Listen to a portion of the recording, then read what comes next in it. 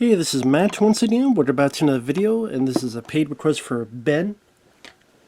Thank you so much for that.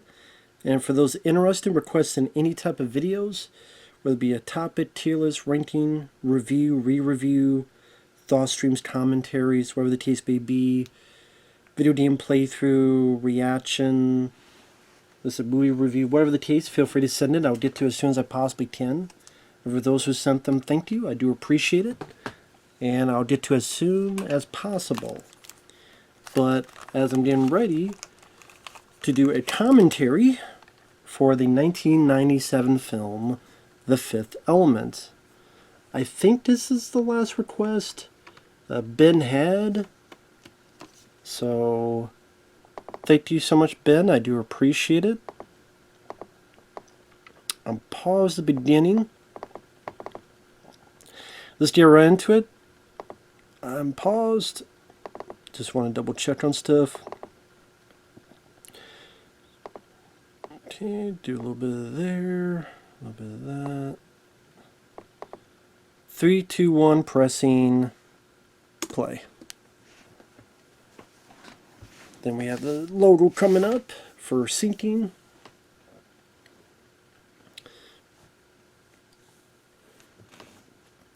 The Fifth Element. It's been a while since I've seen this, but I do really enjoy this film. It is, I would say, in my top 5 favorite Bruce Willis films. If Die Hard's not included, it may be my favorite Bruce Willis film after, the Die Hard films. Well, other than the fifth one. Because I do remember seeing this in the theater. Might have been around my birthday I saw this in the theater. And I remember seeing marketing for this and just being very excited because being a big fan of Bruce Willis, loving Die Hard 1, 2, and With a Vengeance, in other films, I'm like, wow, he's getting to do like a Star Wars type of sci-fi, big budget adventure movie, action movie. All right. I remember being obsessed with this during that summer of '97. At least I think it came out in the summer. I can't remember. Because I swear I saw it around my birthday. Because I keep thinking it's May. But yeah, this film, to me, this is one of the more gorgeous looking sci-fi films. Because I love the designs. I love the way the film looks. I think a lot of the special effects hold up fairly well. For a film from 1997, there's a lot of other films that look more dated than this. Maybe because they did use a lot of model work and practical effects. I know the budget for this was like $90 million. But look at that. That still looks good. That spaceship, because it's done with model work. It's done practically. That still looks cool. With the lights in the back. And again, Luc Besson, French director. Apparently, there he is, who did Leon the Professional. That's my favorite Luc Besson film. This one is. I like Leon the Professional, but this one, just my sensibilities. Just said, being a Bruce Willis fan, a big budget sci-fi movie. I believe he had the idea for this ever since he was like 16 years old. And he was writing and developing it. And until I think he was 38 years old when he finally got to make this. The fact this only cost $90 million is kind of surprising. Because there were films that cost much more than that looked not as grand in scope. Aziz Light. So I still remember that. Now, right there is always where that Luke Perry was in this. I always wondered if his part was longer. Because, like, Luke Perry, he's passed away. Rest in peace to him. He was on Beverly Hills 90210, which I didn't watch much of, but I remember him from the movie Buffy the Vampire Slayer before they did the TV show. Now, he doesn't give the most grandiose performance in this, but he doesn't really have a whole lot to do.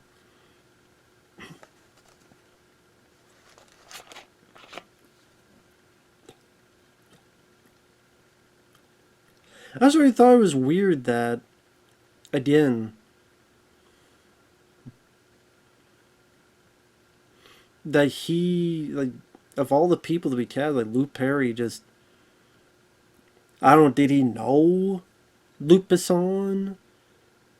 Did Luc Besson say, oh, I'll cast this guy thinking people think he'll be the lead? I don't know what the idea, but just thought it was an interesting choice.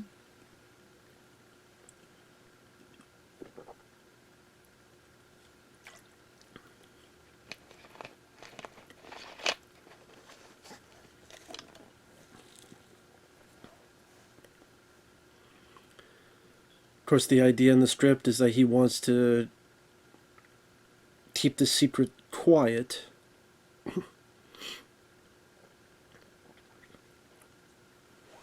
This movie actually did get me in trouble, but yeah, I understand. When I saw this, I was 14 years old. So I was in school and they asked her, how many elements are on the table? And I stupidly said like 4 or 5. Of course, there's a lot more on the elemental table, but because I kept thinking the 5th element, I'm like, yeah, 5 uses. There's fire, there's earth.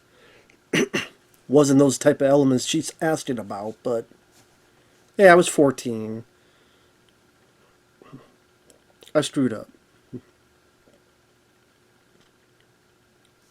I know now there's, a lot more elements. There's, nitrogen and oxygen and all sorts of stuff.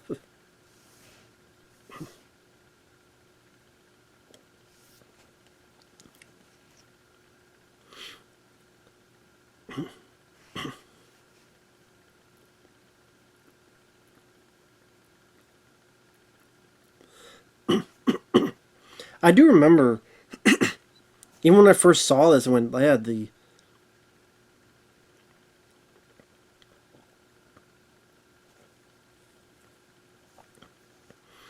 visuals just being so impressive, and yet the story.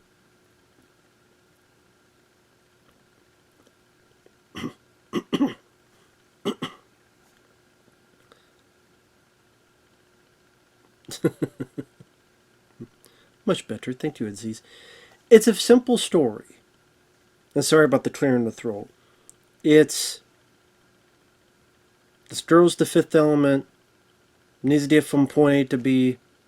Otherwise, this big evil is going to destroy everything, destroy the earth. There's these creatures that want to protect it, like these guys.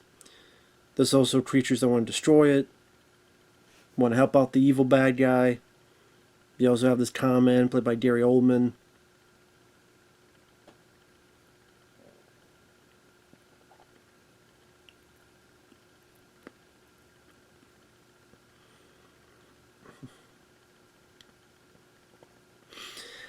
Again, I just love the unique designs that everything had.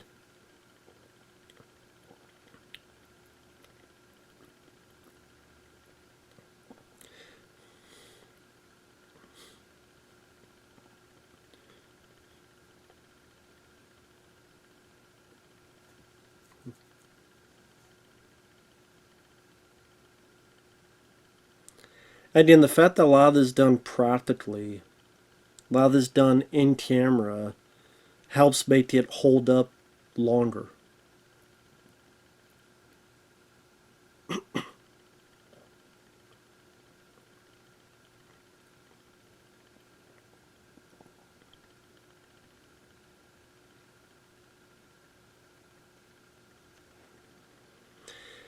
And I say, while the plot may not be the most intricate or the deepest plot, it works for, I think, what it needs to succeed, which is just as a entertaining film with great visuals, fun humor.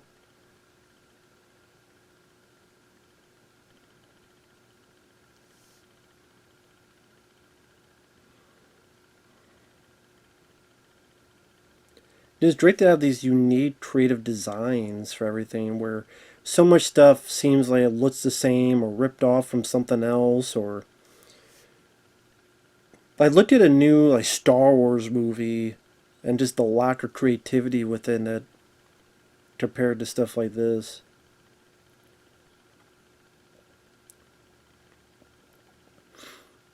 Even the musical score with that weird but interesting, I don't know what instrument that is. Whoa, whoa, whoa, whoa. Yeah, that weird like, I don't know what you call it. I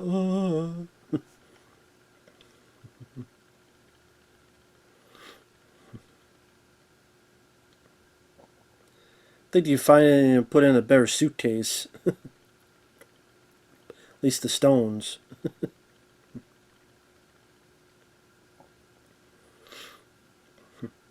I don't know. I wouldn't want to mess with them either.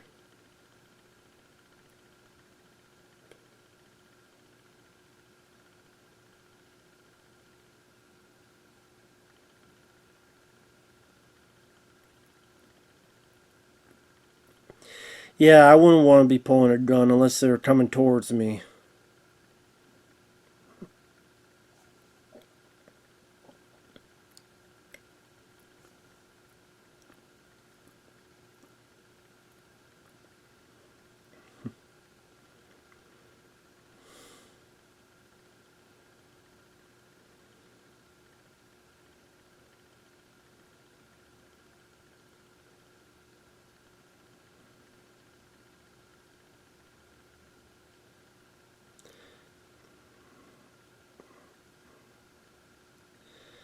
My question would be, why do they need to kill the professor in the first place?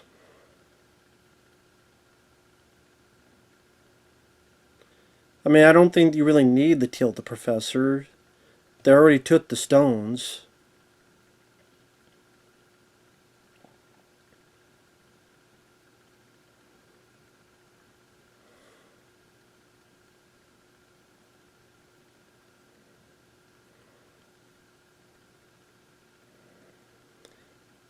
You would think he would have enough power to just break that wall down. He's made of metal. You think if you just punch a few times, you could break that wall down. Maybe not. I don't know.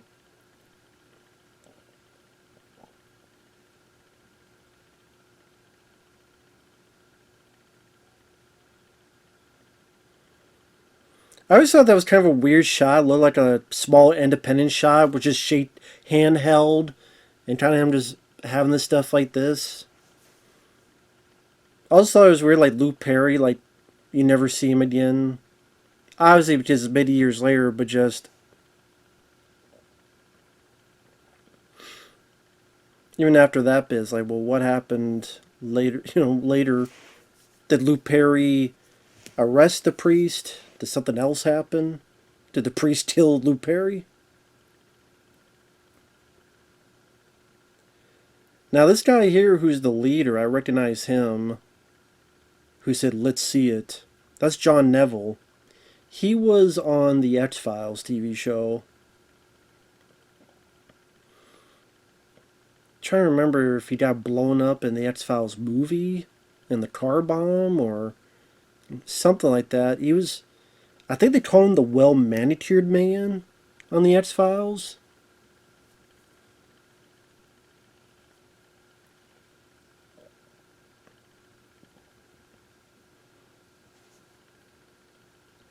Yeah, this guy here, John Neville.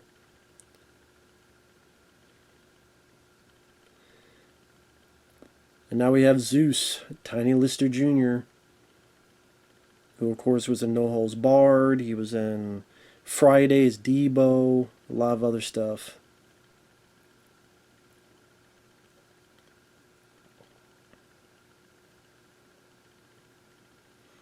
Rest in peace to Tiny Lister Jr.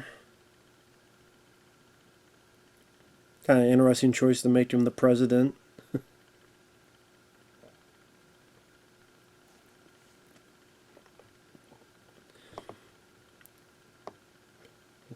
I didn't definitely, not the typical cast you would think. That Bruce Willis, then Tiny Lister Jr., then Ian Holm, then Gary Oldman, and all this other stuff.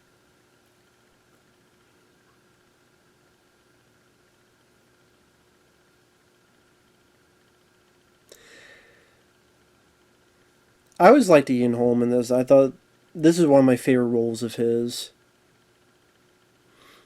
Because they could have made him just kind of the exposition guy or the Obi-Wan Kenobi type of guy. But he actually does have some pretty funny moments in it too. Like it's a, the stuttering bits he does. Like realizing it's a woman and stuff. And it brings a bit of more personality to the character, which I like. Now right there, well, the guy who was talking was Brian James.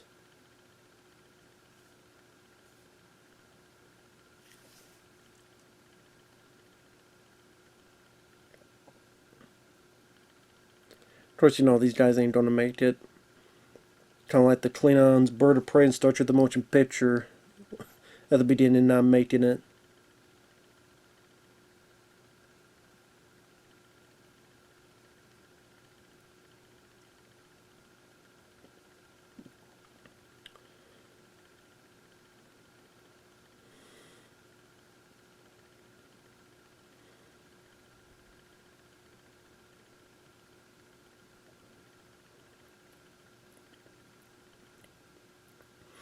Yeah, idea is that they put everything they have into it and it doesn't make a dent, so.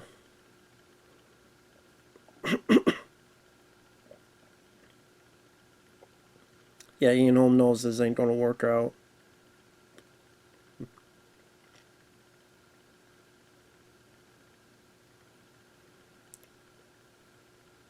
Just makes it bigger.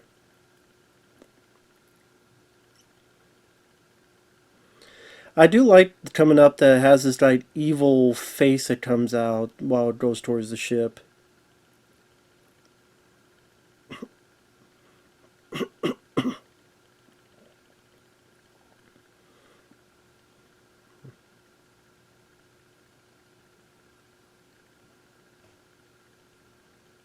It is a big ass ship.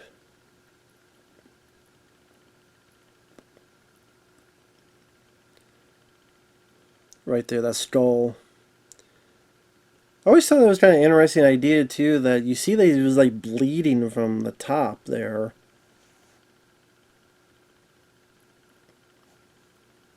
Like this hellish figure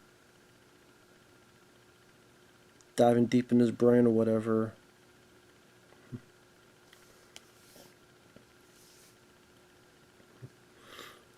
That's really like the unique soundtrack, like this bit here. And yeah, you say, yeah, Bruce Willis just playing another version of John McClane, but he knew how to do that well, and he did it well in this. That's what I mean, just the way this is all designed.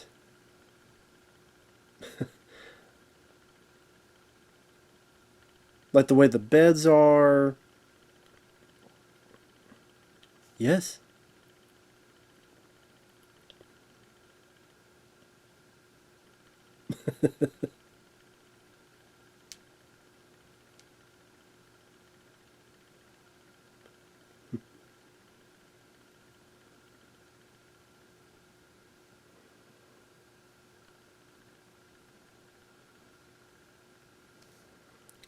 Yeah, the little trinkets to give you a little bit of detail. Medal of Honor back there.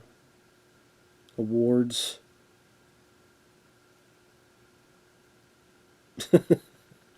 Like shit, must be an old picture.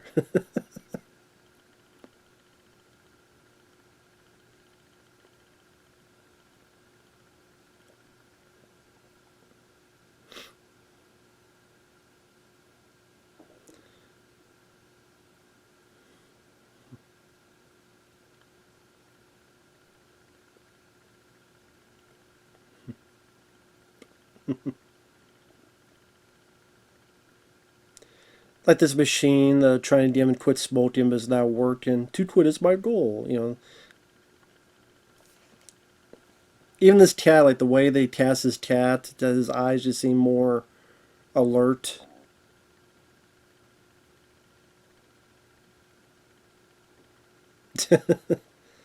I like the way that was edited too. Like the cat really did listen. This guy here with the hat. Give me the cash.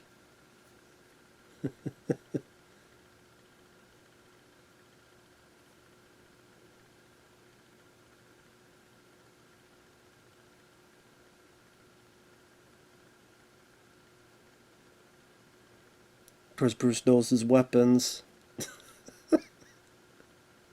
Dude, this is like a unique bit of how to hold someone up to have like a hat that looks like your hallway and all this other stuff.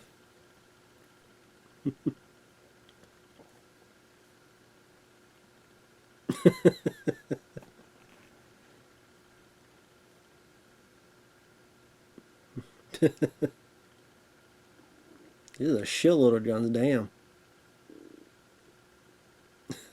You keep it. You don't need it. It's a very nice hat.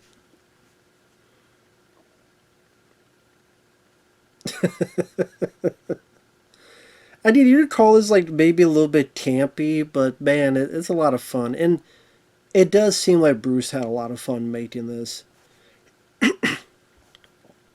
You never really hear him talk about it. I don't know why my voice is like that, damn.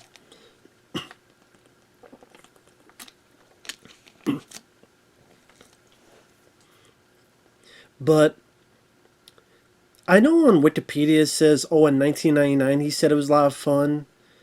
But when I looked it up, it did look like an interview he was doing at the time. Now maybe it was shown in 1999 and like we don't show you an old interview, but I don't know what Bruce Willis thinks of the film nowadays. I mean, now Sally's got a lot of stuff going on. Well, Sally, not a lot of stuff going on. That's the sad thing. But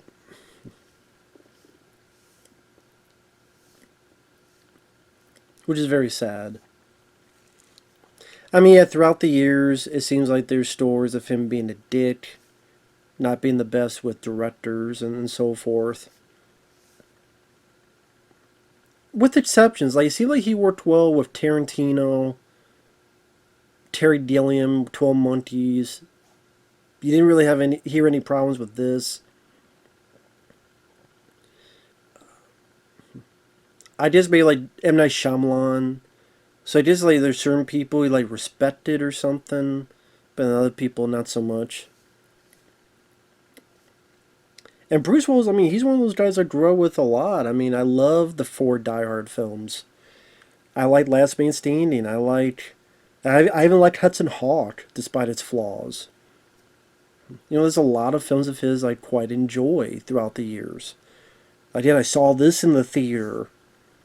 Like I said, I love the way this stuff looks. I love the design work. I love the creativity.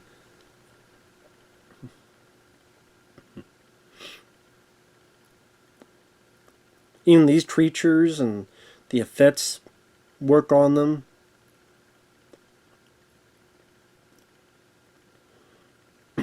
Like that looks really cool.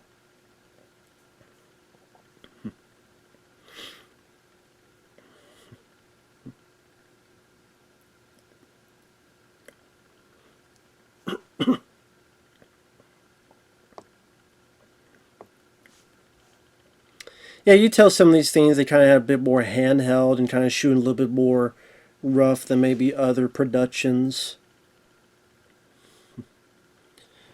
Probably little things they had to do to save at least a little bit more budget here and there. But I gotta say, they made up for it for a lot of the grandiose stuff. That's what I mean. This movie looks like $1 million to me. Like I said, I love all the weird designs.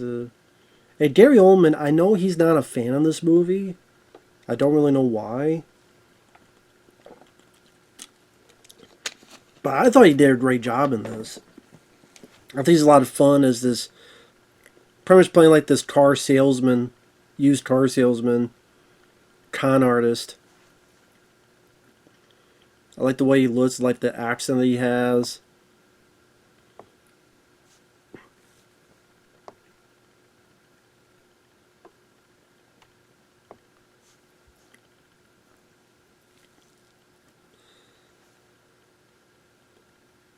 Now this guy on the right, who has his finger up, that's Brian James.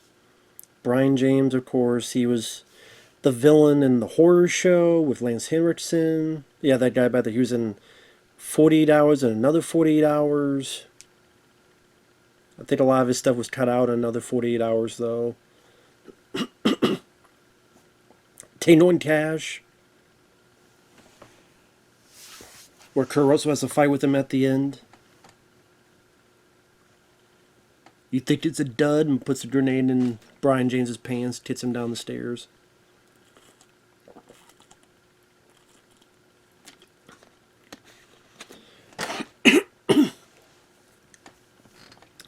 But it's sad watching this. Like Brian James, Ian Holm, and Tiny Lista Jr. have all passed away. And then again, Bruce Willis, he's not with his full mental faculties.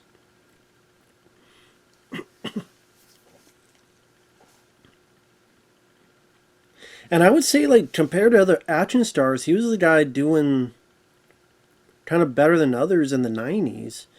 Because Stallone, like, other than Cliffhanger and Demolition Man, his films were not making a whole lot of money. Arnold, you had Terminator 2, and you had, like, Total Recall, True Lies. But later on, they weren't really finding much success, except Bruce Willis, because he had... This movie did well, especially worldwide. The Sixth Sense in 1999. The Whole Nine Yards did well. Because before that, films like Pulp Fiction and Die with a Vengeance. 12 Monkeys got some praise.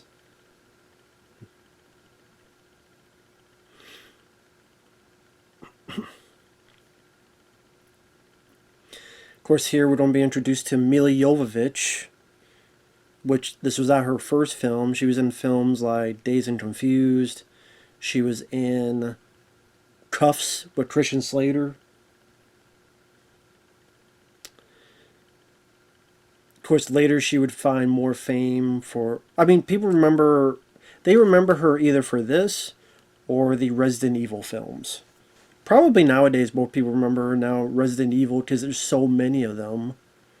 How many were there? There was 7 of them?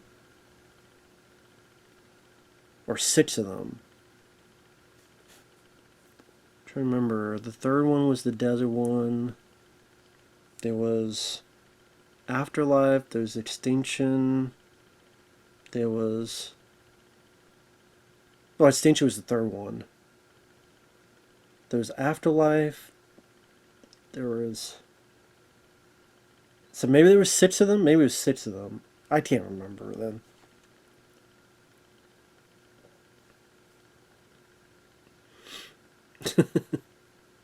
Take a few pictures, yeah. Yeah, just for the archives, I'm sure. Milla Jovovich, I'm not a huge fan of hers, but I think she does a good job here. Because it's just... She doesn't have much dialogue. She's good looking. And she just feels more animated. That's the thing. She's just much more animated. Multipass. Multipass. Or trying to talk, but it's in a different language. Because later on, she's just very much the stern, serious lady. And she had this monotone voice. This monotone voice means you're serious and you're strong, especially a strong woman. Like a lot of women have that nowadays, this strong, stern, monotone voice. Does it have any personality? That means that... I'm like, Sigourney Weaver had personality in Aliens.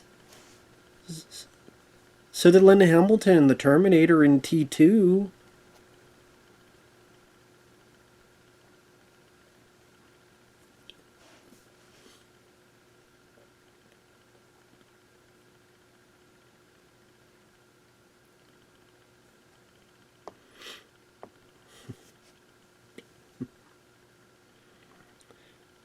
Oh yeah, she breaks through and then knocks him out and then escapes.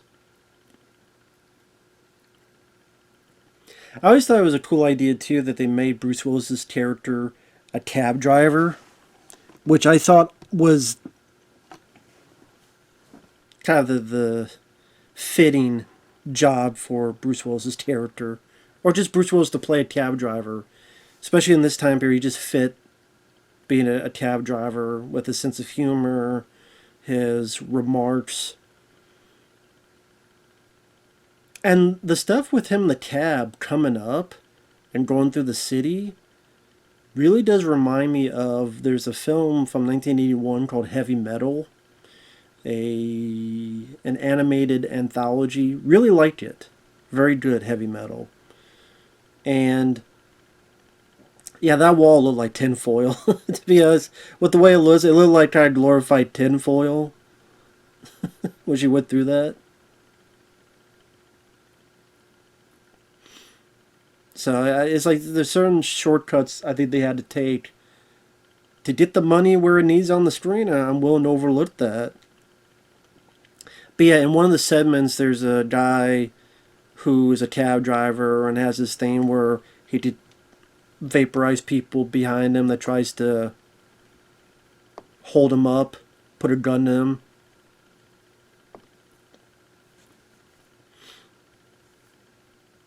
I still think this stuff looks really cool.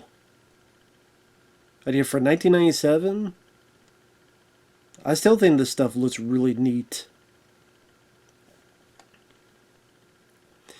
I know this is on 4K, and I don't have the 4K of this. So I don't know how the 4K looks. I bet my bud Stuntman Mark has it, though. I think he's a fan of this movie.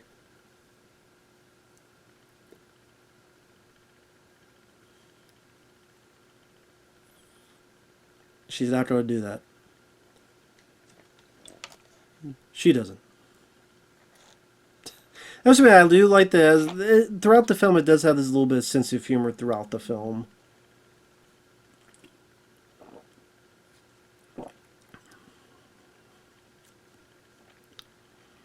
It does have a high rating on IMDb. It has like a 7.4 or so, which is pretty good for IMDb.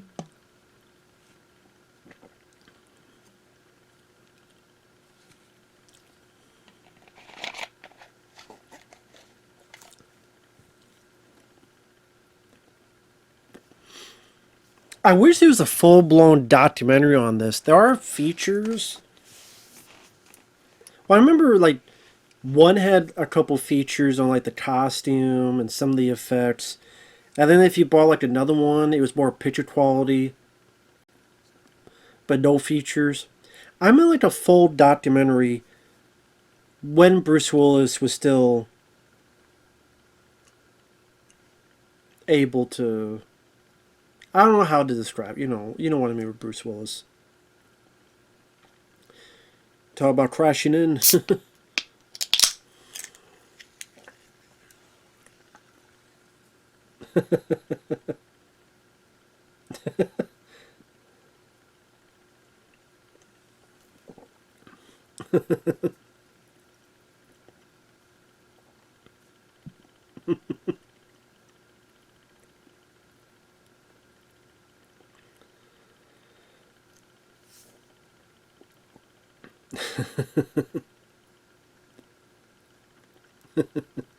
Any survivors?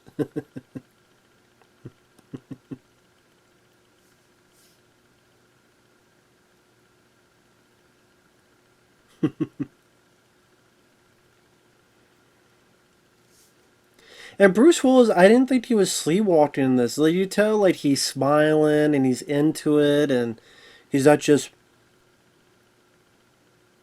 You tell he's actually into it. Like, he's smiling, he's getting into it, and. Like, even that right there is like this. He's like smiling at how excited she is, and. Yeah, I understand, boom. Yeah, bada boom, yeah. Bid bada boom.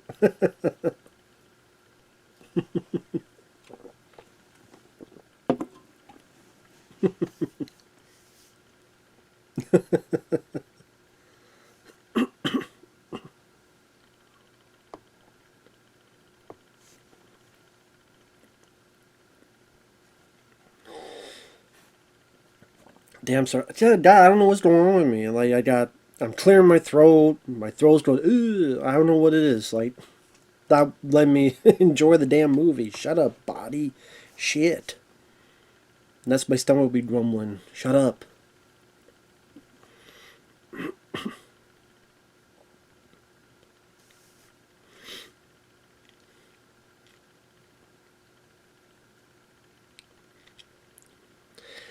Again, it's one of those things that you can have a story that seems very typical.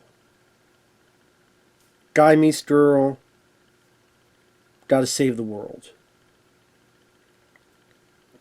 But the presentation, the execution, the style can make all the world a difference. I mean, look at Star Wars. Star Wars is a very simple tale. A boy, a girl, a galaxy far away. Rescue the princess, defeat the big weapon, defeat the bad guys. But again, it's presentation, execution, style, all that jazz. In this case, the casting, the sense of humor,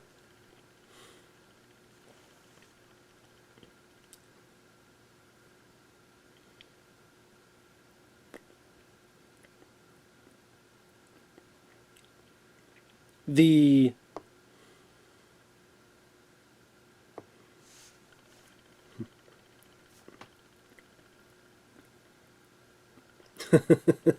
here we go. Goodbye. It's mine now.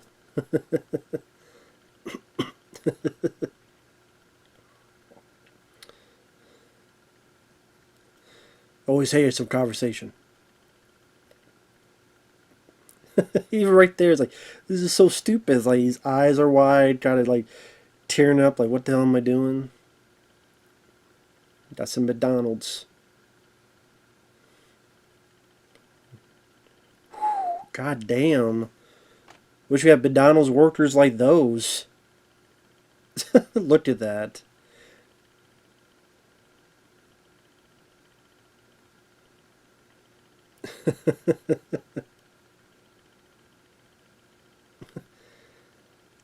I mean, you say that's product placement, but with the girl with the, I wish all McDonald's employees looked like that. I mean, I go to McDonald's. It's funny, I was at McDonald's earlier today, funny enough. And trust me, they don't look like them. I wish it did, though.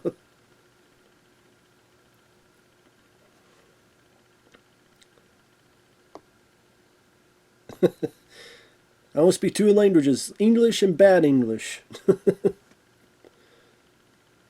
Why you shut up back there?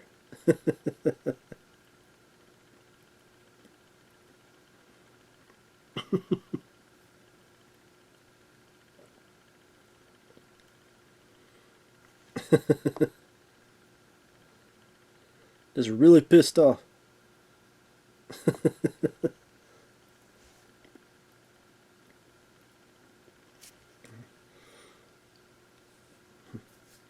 This very ambitious movie, too.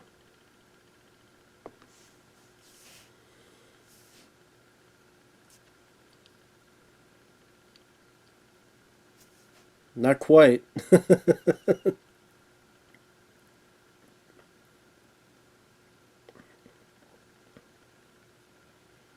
Like, goddamn. Shot to shit and back. You want to play?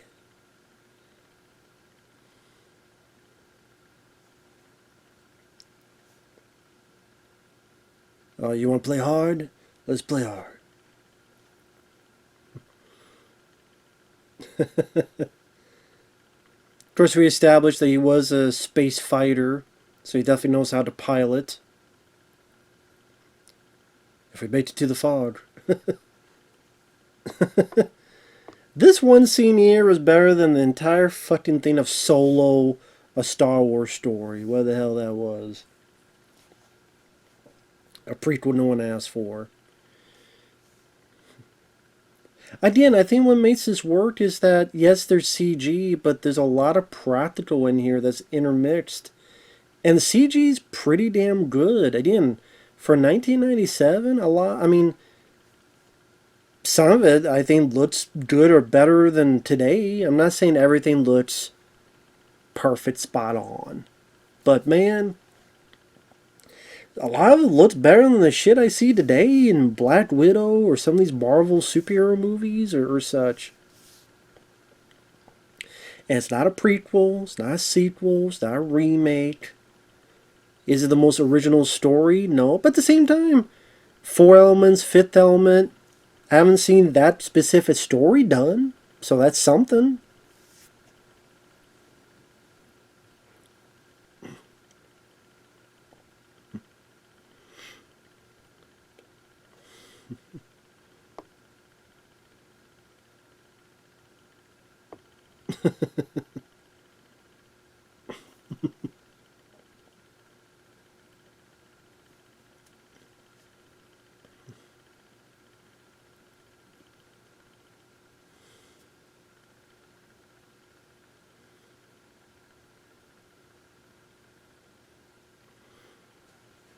It is interesting they gave him this stutter bit for his character.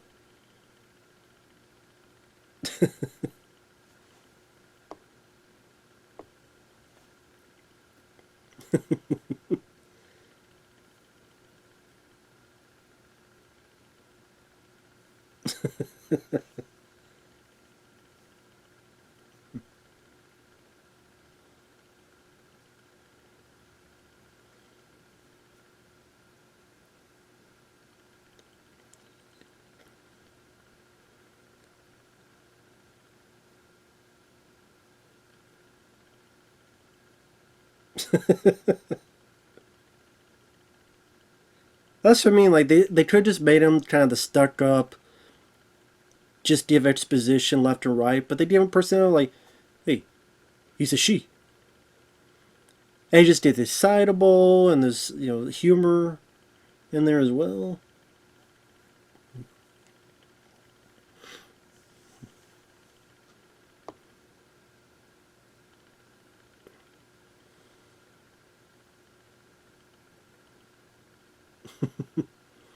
I do like this bit coming out where she puts a gun to his head. You're right, bad idea. All right, right, shouldn't have done that. You're right. I think coming up here with the gun.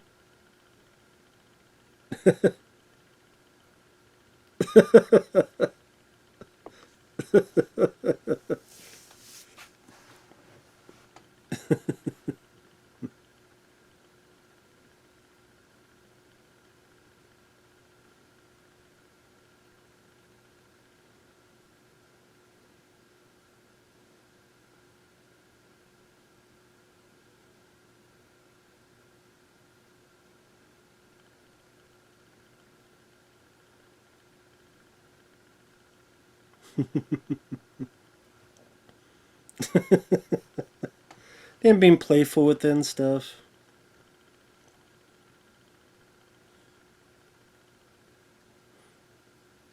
Oh yeah, she says like a bid name.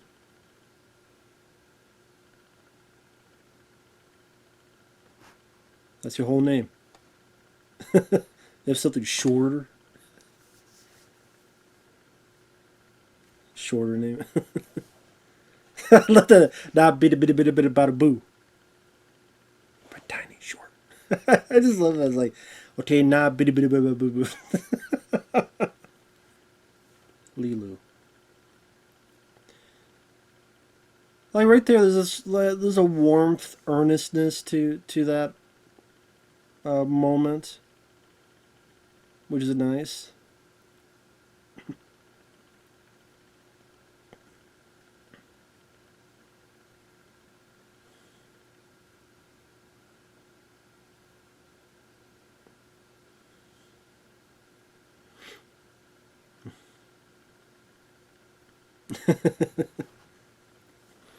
This film's still a lot of fun. It's still so entertaining.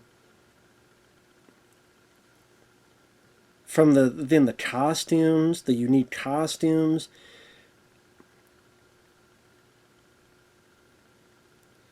And again, how many times do you have the hero pull off an orange t-shirt looking like Aquaman's t-shirt? I'm talking like Aquaman from back in the day, not Jason Mamma Mia. Didn't he have like a orange shirt or something?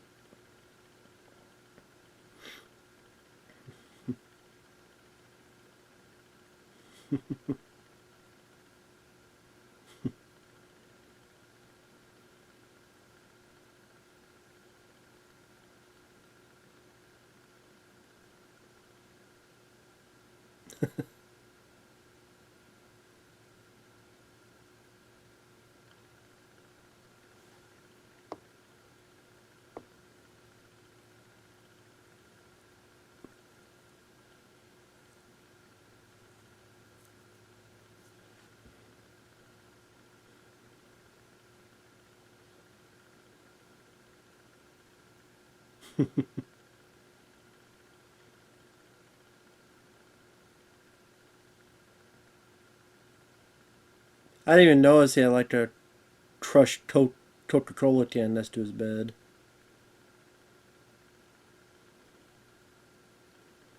And the idea that you could have like get out of the bed and then you get like another mattress with like a saran wrap around it. Bit interesting.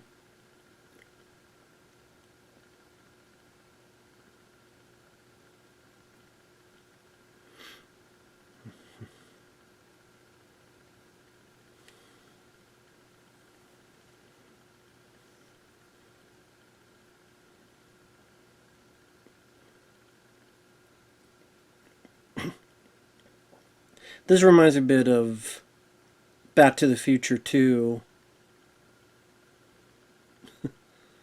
The reason being, like the pizza thing where you put the pizza in and it comes out is like this big pizza. And Back to the Future 2, here it's this chicken. This remind me of.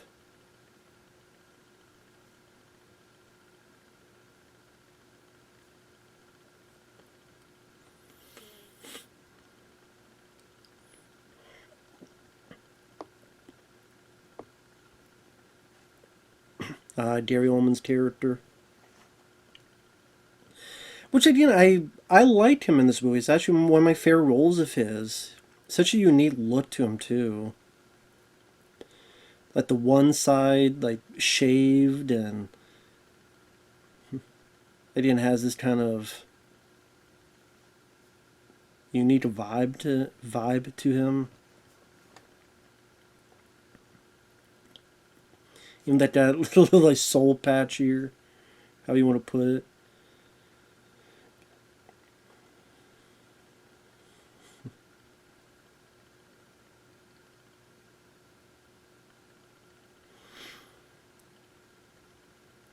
And it's always the interesting thing about this is Gary Oldman and Bruce Willis, those characters never meet each other. Which, I mean, there's a part of me that wish there was a way that like they have like some kind of confrontation. I know I have some friends that feel the same way.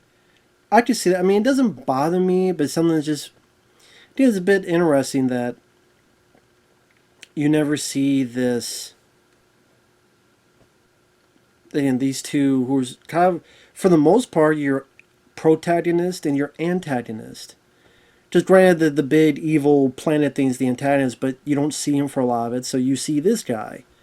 So the fact that, again, your protagonist and antagonist never meet, never fight, never share one scene together, it makes it different. It makes it interesting, but there's a part of me that just let's say it would be nice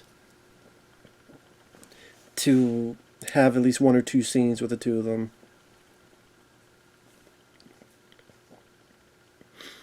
This is a very cool looking gun.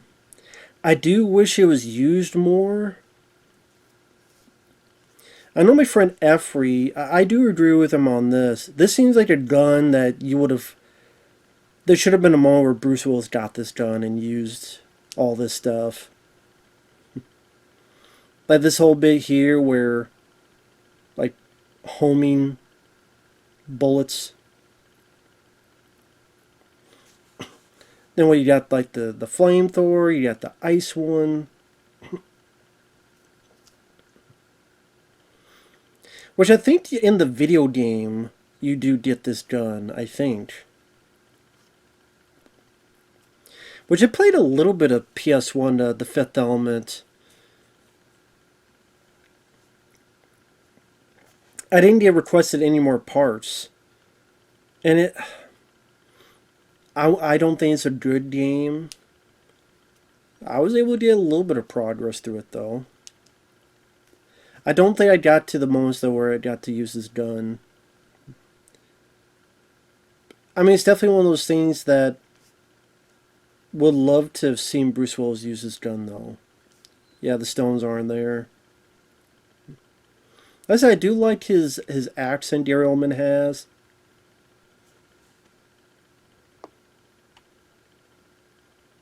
This is empty.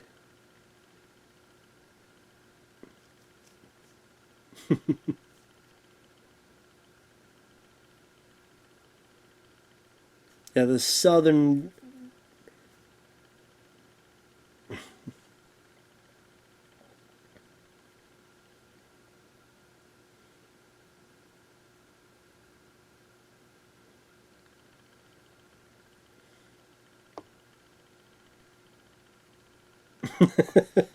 I just like the facial expressions he has and trying to understand what she's saying.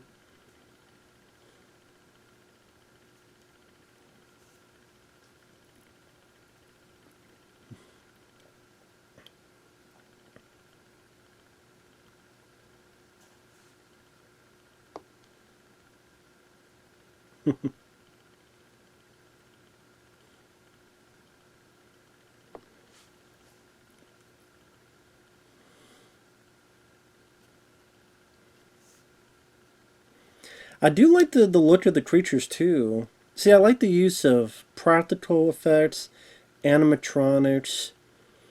As a guy that grew up with like the first two Ninja Turtle movies and stuff, it was cool to see this stuff in there.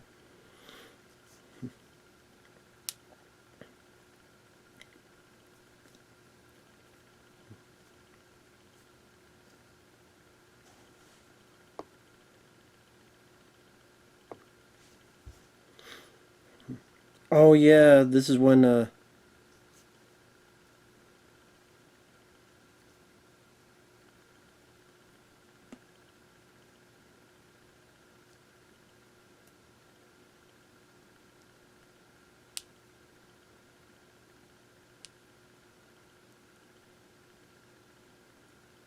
little red button on the bottom of the gun.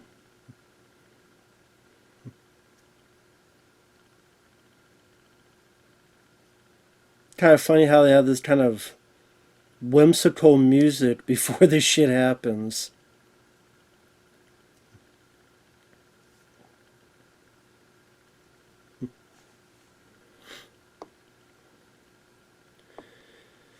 But yeah,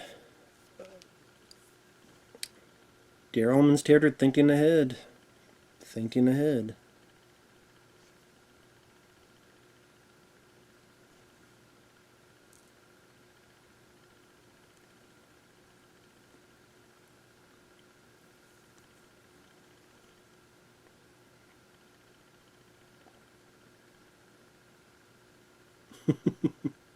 Not really.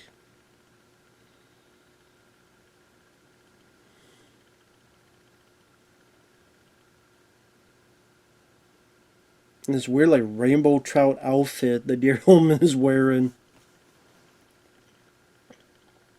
Yeah, it kind of has this like sci-fi, but then sometimes like the '60s aesthetic. Like if someone from the '60s, like imagine what the future would look like. I guess I mean if it was 16. Well, no, it would have been maybe 1970s. You know, he would have been that age.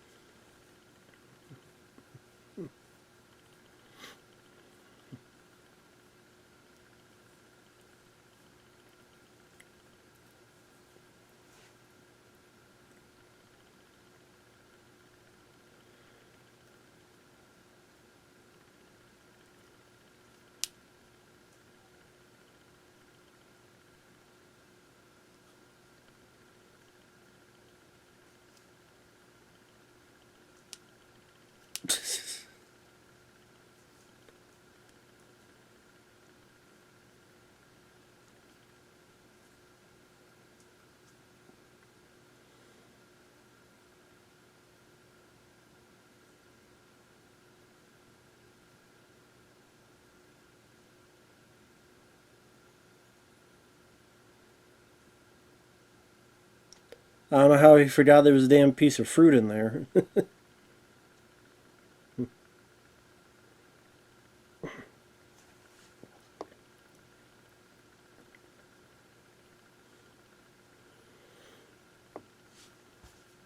It makes me wonder, like, what is some of this stuff for? Like, definitely an interesting, like, sense of humor to this scene. I think there's like this creature. Yeah, this. What is this creature? Is it just like his pet? And the guy's like, "What the fuck do you want me to do? I ain't." That's again. It's like we never see this creature again. It's like a weird alien anteater type of thing. It's like, what's the deal with this, and what's his purpose? Is it just a pet? What other purpose is it? And you now think about it, and pontificate it, and just wonder for however long you want as to what the hell that thing was and why it was there and what it's used for.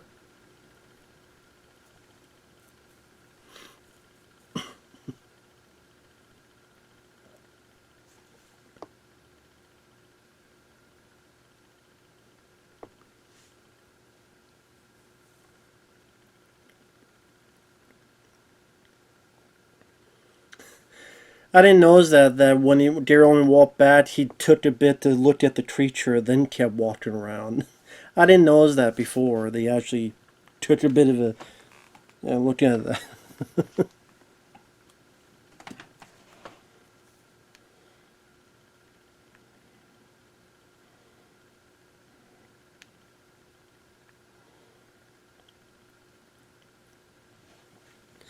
Wanted to see if there's any trivia on IMDb.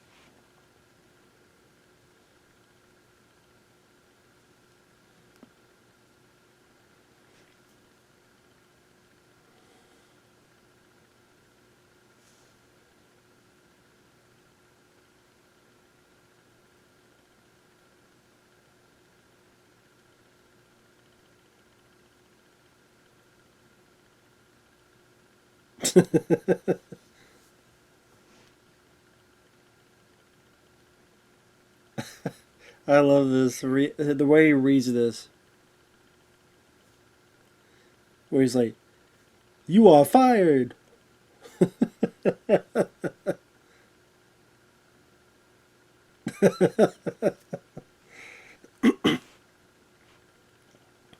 Well, he got free lunch at least.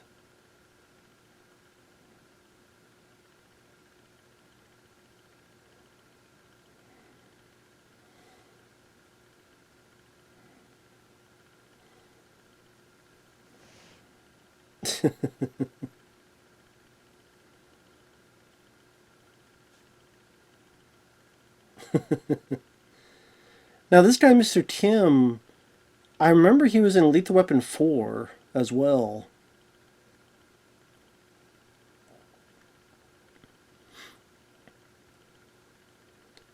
Like I said, I love seeing the way this New York looks and just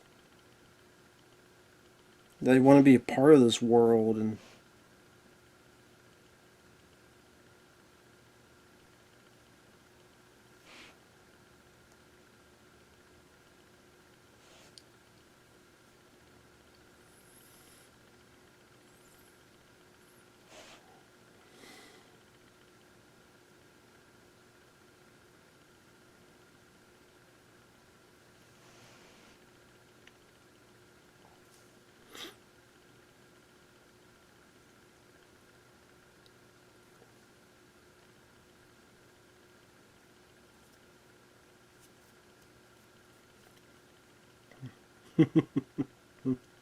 oh shit.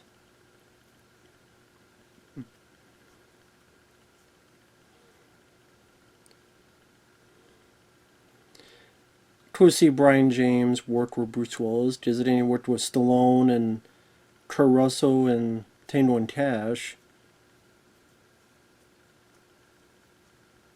So nice work with Bruce on this.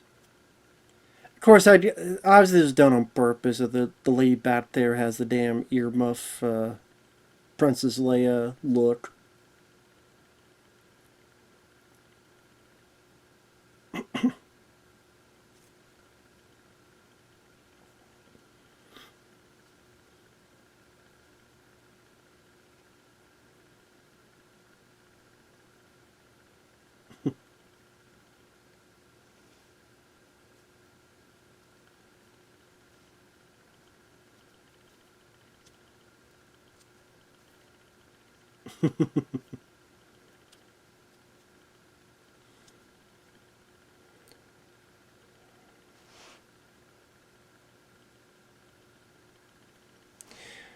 So looking through some of the trivia, Luc Besson demanded that most of the action shots in the movie take place in broad daylight as he was tired of the dark spaceship corridors and dimly lit planets common in sci-fi movies. A brighter, cheerfully crazy look as opposed to the gloomy, realistic one. I am not going.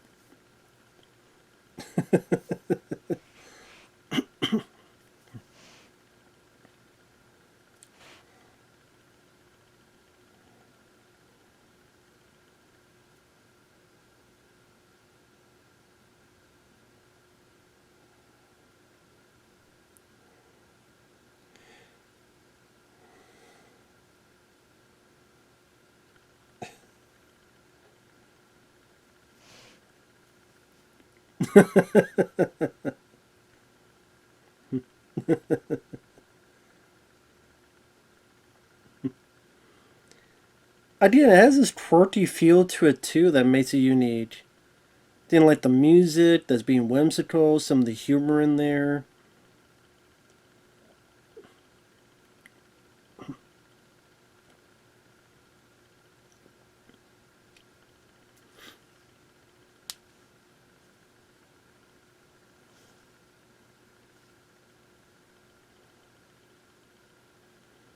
Oh shit.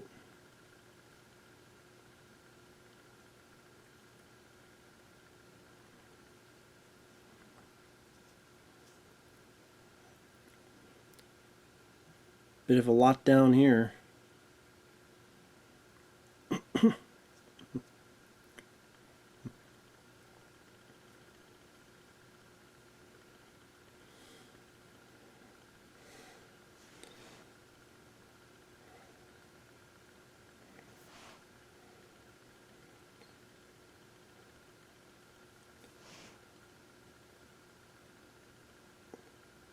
The movie was supposed to be a trilogy, but Luc Besson had 3 scripts that he condensed into one.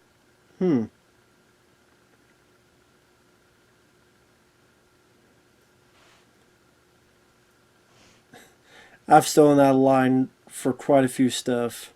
I'm a meat popsicle.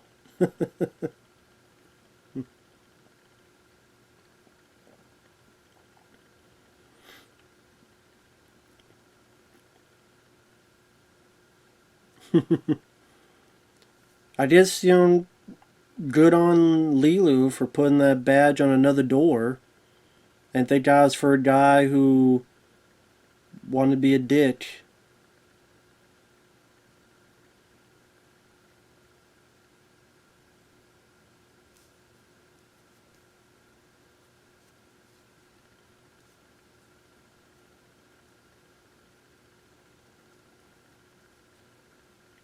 Just for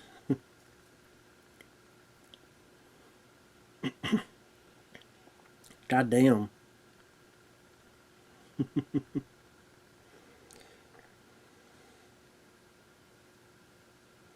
Mel Gibson was the first choice for Korben Dallas. We became friends every day for 3 months. Said he was thinking about it, but eventually he passed. I just see Mel Gibson. I'm glad Bruce Willis got the part. But I could see Mel Gibson doing the role too.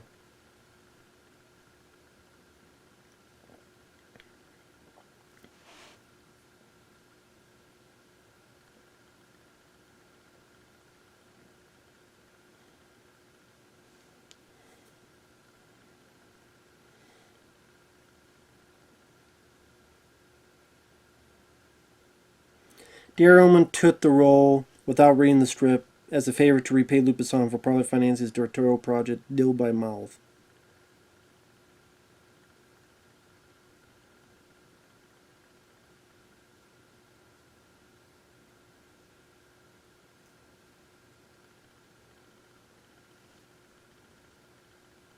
Cornelius.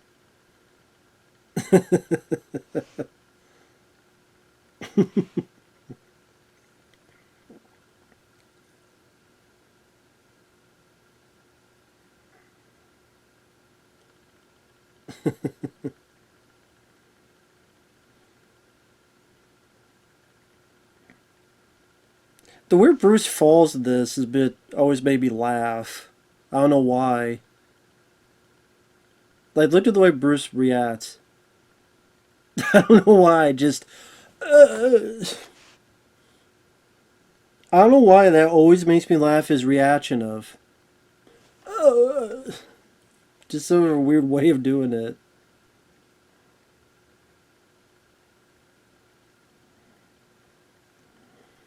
I remember searching for Split. So are those people dead who were frozen? Are they fucking dead? Obviously, the idea they'll be unfrozen.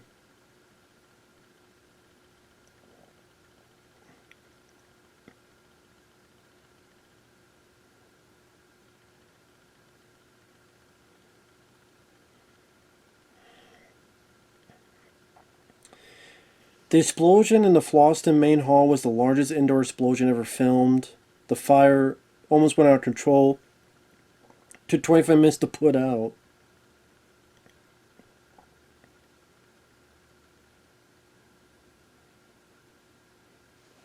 The flying traffic created by the visual effects team Digital Domain allowed artists to create personalized license plates.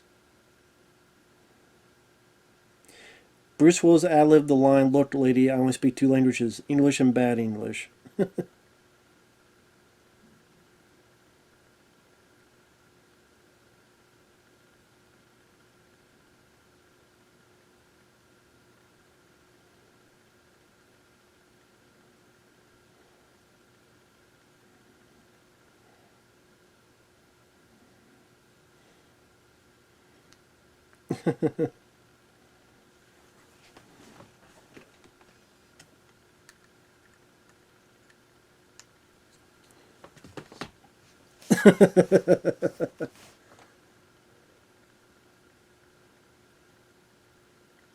Everybody wants to be Korben Dallas.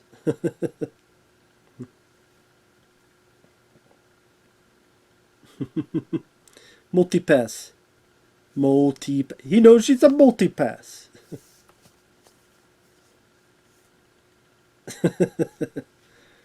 She knows it's a multipass.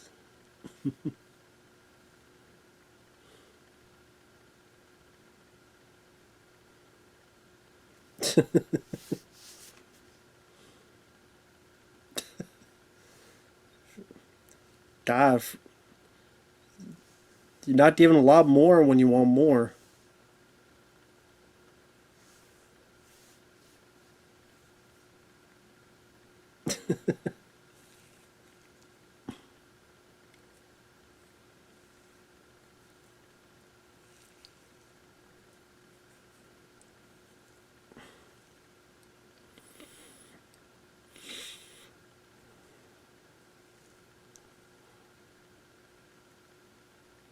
Well, tough T, you don't do it. You fucked up.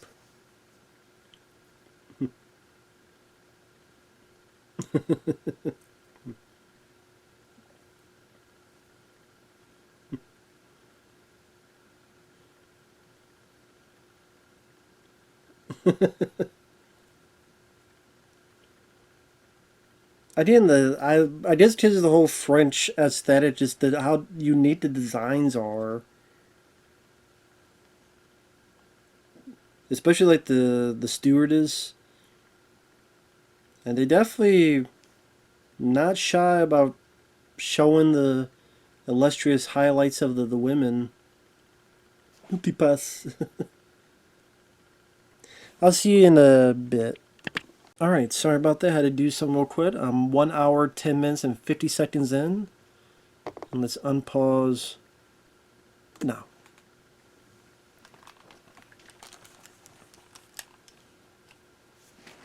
This guy, Tony's got 10 testicles spread out.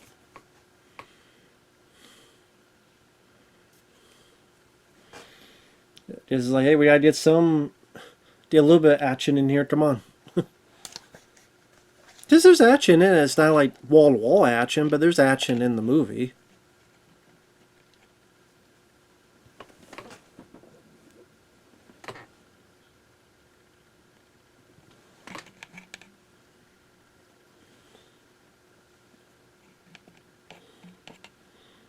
Of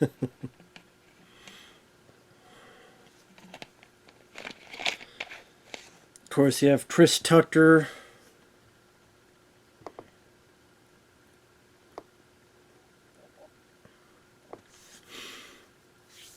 I know apparently Michael Jackson, Prince, other people were inspirations for this.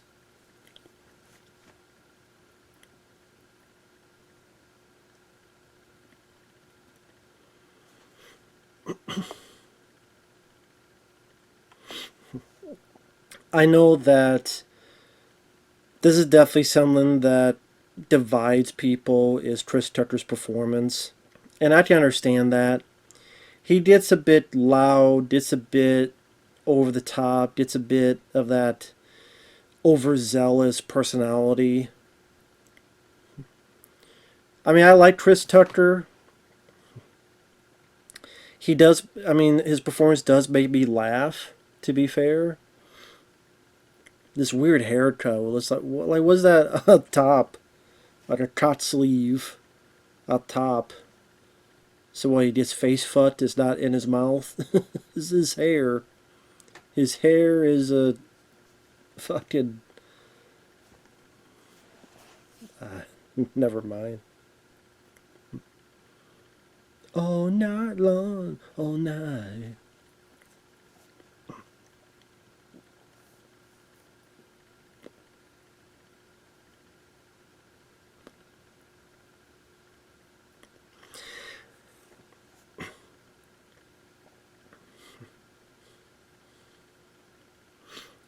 But this is when, like, Chris Tucker, like, he was on a trajectory to being such a big comedic star. Because, yeah, I think 1995, he was in Friday. That baby didn't make the... made money in theaters, but definitely on home video, people noticed and went, who is this guy? Who is this guy? And what is this guy? And this is a guy to look at. This is a guy to take notice. And then what? Around 1997, you had this film he was in. I think he was in the Quentin Tarantino film Jackie Brown. I think that was 97. And then he was in Money Talks, his first as a lead. He was a co-star on Friday. He had a supporting role in this, but Money Talks. Money Talks did well. It made some money. No pun intended. This got some notice and good worldwide recognition. Jackie Brown, some nice notices, even though he's in like one or so scene.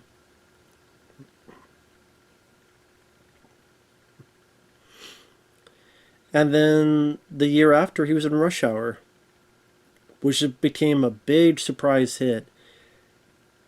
New Line Cinema did not expect Rush Hour to be that big of a hit. Then, okay, Chris Tucker, we worked with him in Money Talks. Okay, and Jackie Chan, we released some of his films. But again, they didn't expect Rush Hour to be like how it was.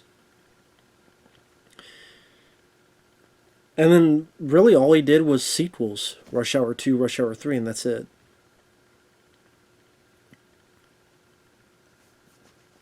Now, I don't know about personal life. You know, there's the Epstein stuff. I don't know anything about that. Maybe I'm being willfully ignorant because I like the guy as a comedian, as an actor, and I'm hoping he wasn't part of any evil shenanigans. But at the same time, there's always that preparedness of you never know because you can't trust anybody, any celebrity. Like I like Kevin Spacey as an actor, and then you hear some weird, the shit he did, or allegedly did.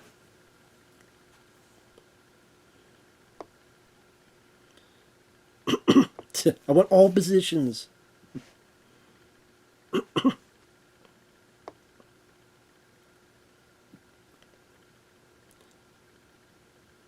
This is my favorite character in the movie. This is my favorite character. I want a movie about this guy. This guy here. We need some heat, man. We need some heat here, man. This guy here who puts this radioactive thing in. What's the line he says?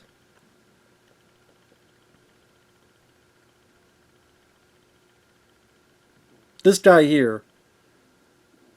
This guy here, I want a movie on this guy, this character, and his job. Take that. I don't know why. Ever since I first saw this guy here with the dreadlocks smoking the we need some heat here, man. We need some heat, man. Need some heat. Something about him, I'm like, I want to know more about this guy. I want to know, like, his story, his job, of what he's doing, all that stuff. Just, I love that guy. The heat guy, man. I remember this being a bit kind of unexpected, where it's, Chris Tucker eating this girl out. You wouldn't find that in Star Wars. You're a guy eating a girl's pussy out. But again, that's Luc Besson and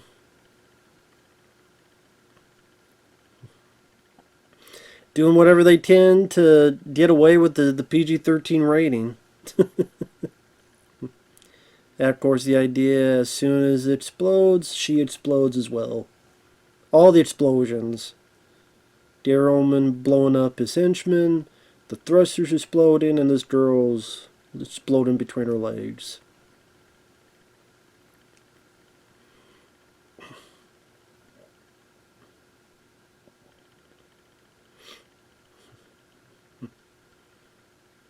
There you go there.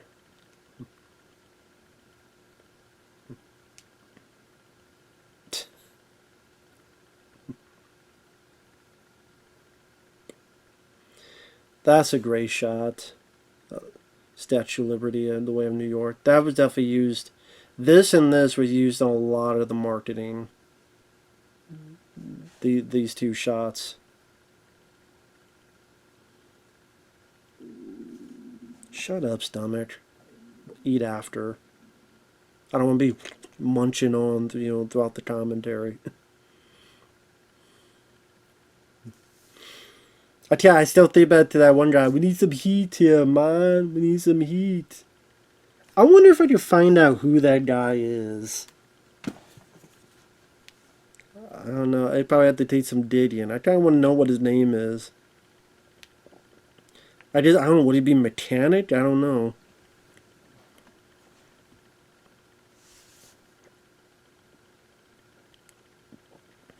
The big bad evil boss wants a word with you. Yeah, he's going to be bleeding here just like John Neville was bleeding. You see at the top, about ready to drip down.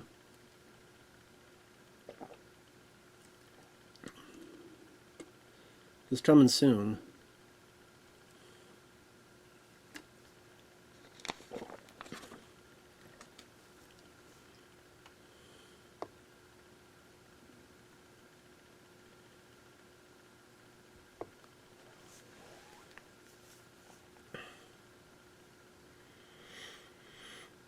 Nice of you to take the time out to make a phone call, at least. Yeah, there you go.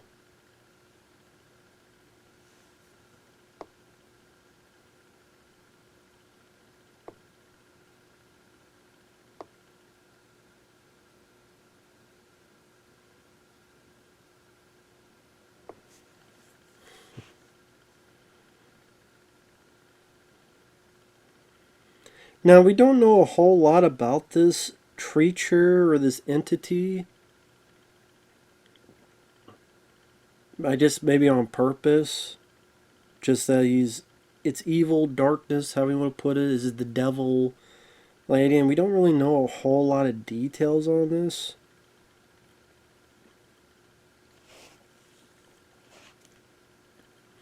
But I guess, for its purposes, it does what it needs to do. And this is where a good chunk of the rest of the film is until we get to Egypt on this space cruise ship.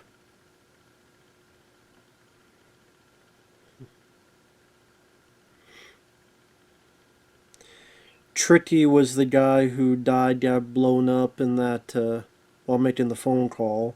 That was working for Gary Oldman's character.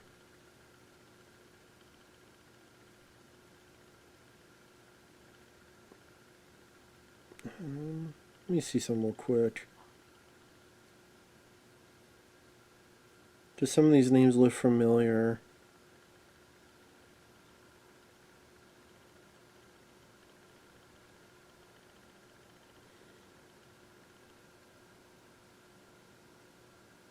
Wow, okay. So I think that guy who's the murderer at the beginning of the film with the hat, is that really him? So I just have to double check real quick.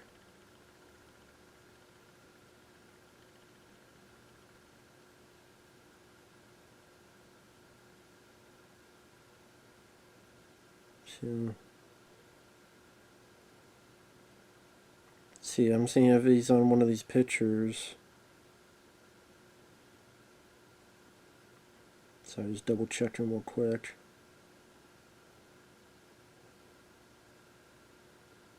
If he is. I think the guy who's the murderer at the beginning of the movie with the hat that was like the hallway, I think he's the director who did La Haine, which I reviewed, The Crimson Rivers, Gothica, and Babylon AD. I didn't realize that guy was the same guy. Was a damn. Yeah, because I think that's him. That's murder.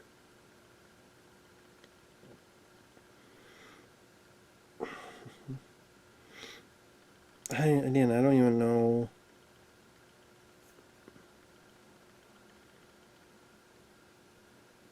Yeah, I don't know what even he would be called. Well, if anyone knows, let me know. Need some heat here, man. We need some heat.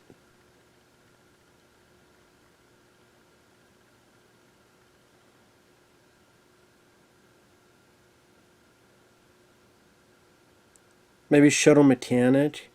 Kevin Brewerton? Maybe?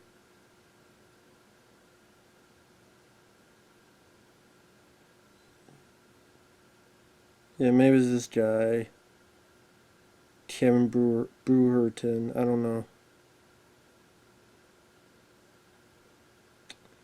And there were other mechanics there, so it may not be. Anyway, I'm sorry I'm looking so much into this. I was just curious. Now, this guy here, who has the hat on, who is walked away, that guy, I think that's Lee Evans. He was Jackie Chan's co-star in The Medallion. The one who later says, "We're sending someone in to negotiate."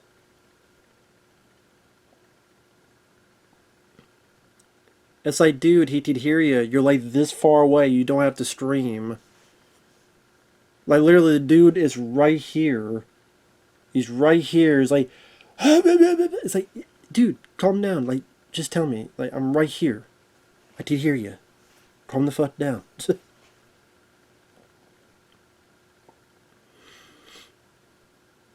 Like I said, I know some people get annoyed with Chris Tucker's performance, but I can understand that.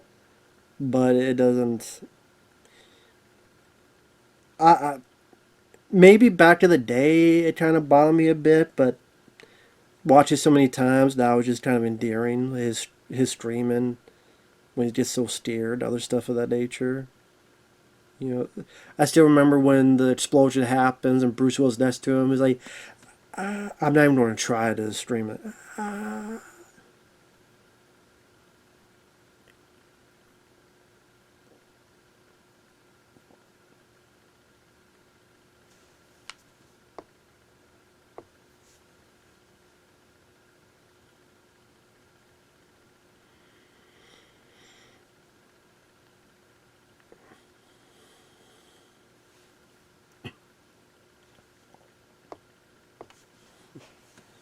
Thrilled.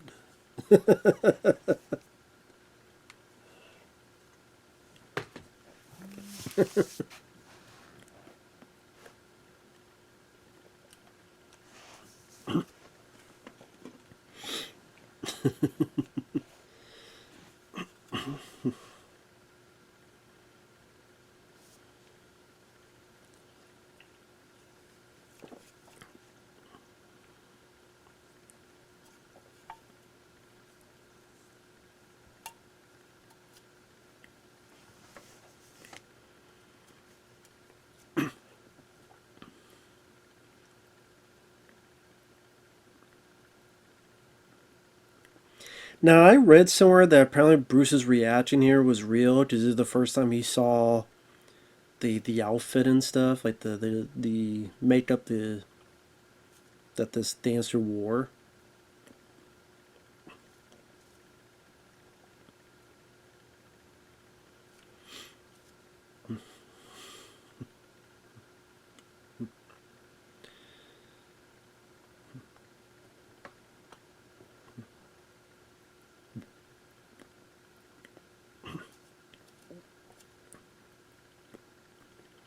And it is interesting because you don't see a whole lot of other aliens throughout the film. Like you have the bad guy. Well, you have the robotic ones who were the good guys at the beginning.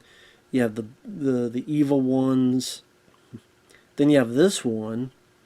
But it's not like in the audience you see like a. It's not like the Star Wars cantina. That's what I'm saying. So obviously, I mean, of course, these people know aliens exist. Maybe they're not allowed. We'll let one scene for us, but you're not allowed here. I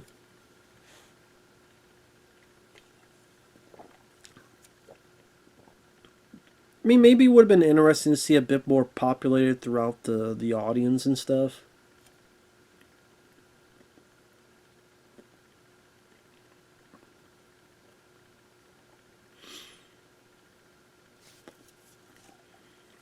But again, very interesting choice that you have like this operatic, and then you have this kind of, I don't know, you call it rock beat, or how this more head bopping beat.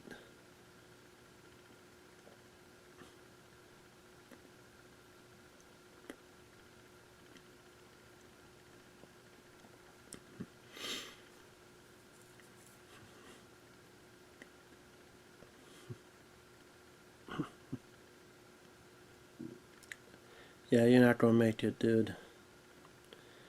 You don't get tail for having that stupid fucking thing in front of your face. Yep, there you go.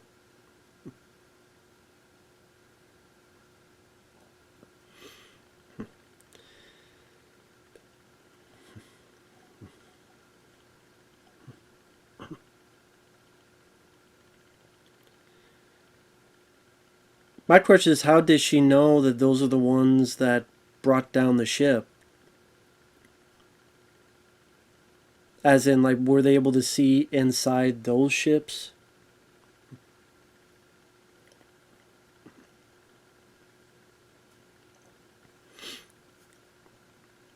Yeah, you find out that the stones are in her.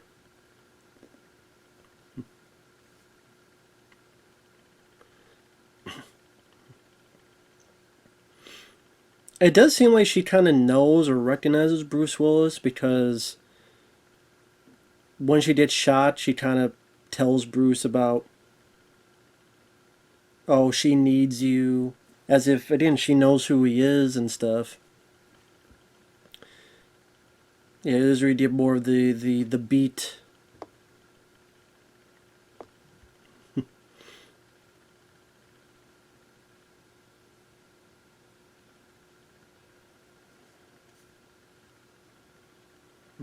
I do like this music when it gets to this part of it. Get to see her showcase a bit of her martial arts as well.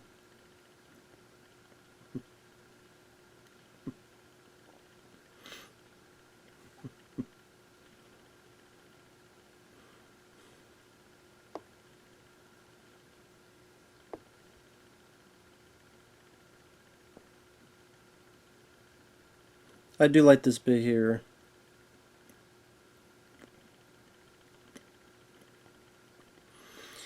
And in a way, kind of like a little bit of Neo before the Matrix, kind of that. Granted, many Kung Fu films did it way before, but again, just remember, Matrix was 99, and that kind of. She did before Neo. Interesting that some of the moves are connected with the musical beats, so some nice editing there.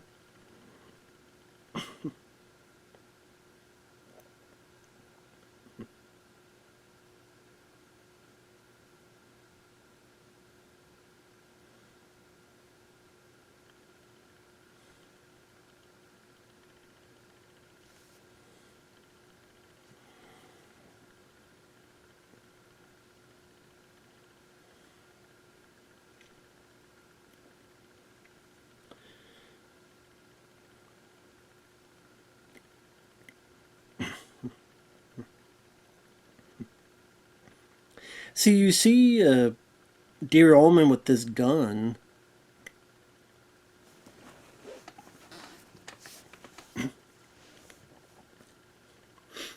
I think for some of us, the hope was that Bruce Willis was going to get this gun and then be able to use it for a bit. And like a lot of those cool little details, you never really got to see, like the flamethrower thing or the freeze thing or anything in between.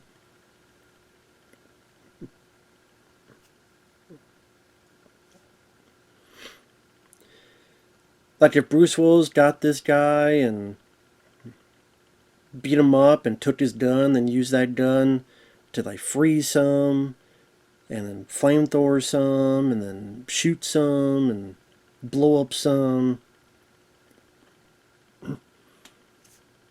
That'd be one of the few things I would change of the film.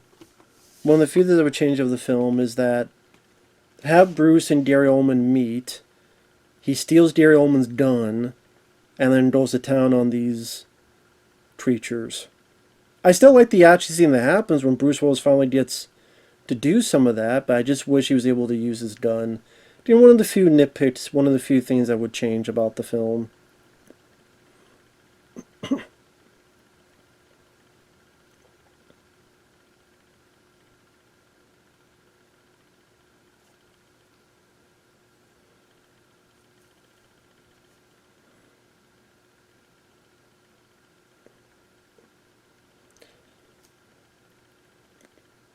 But I guess in a way, you're just waiting for Bruce Willis to finally, kick some ass to get his hands dirty.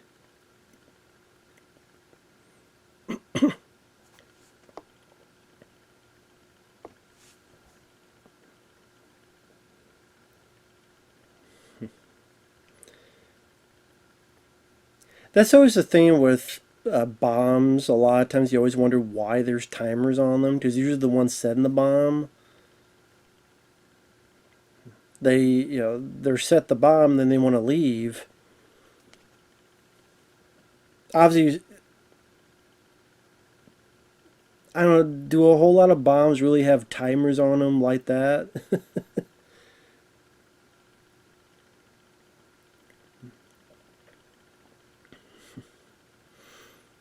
It's one of those ways, especially the digital ones, to plot down for the audience and get to either 0 or blow up like it does here, or get to 2 or 1 second when they finally disarm the bomb.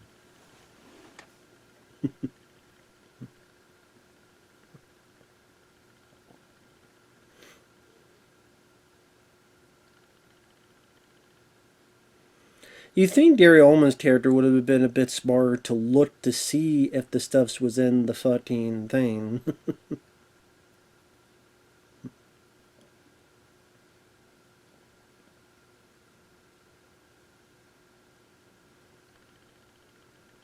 Like, why don't you double check to see before you leave? They're not here.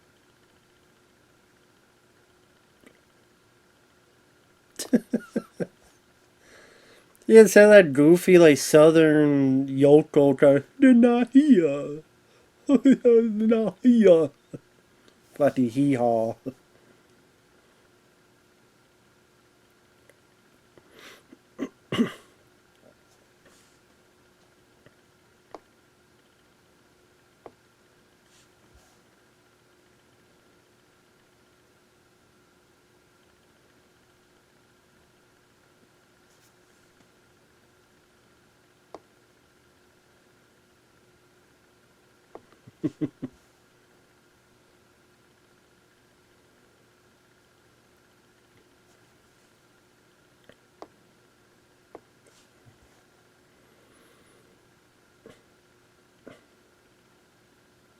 Yeah.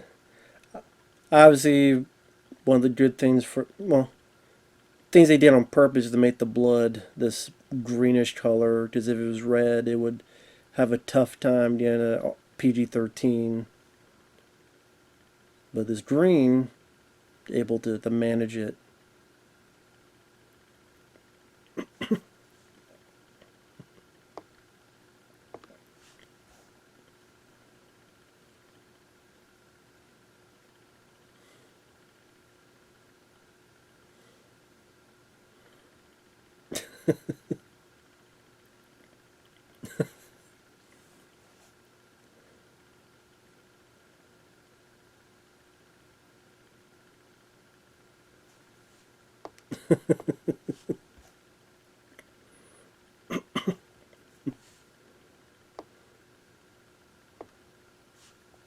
There we go. Followed in some tits some ass. There you go.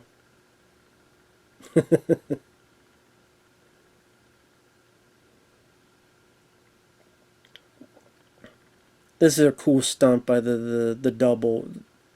Good jump. Also good landing. And you have to make your arm slide across the bar like that. I'm sure Wade to stay himself so he don't put his head through the fucking bar.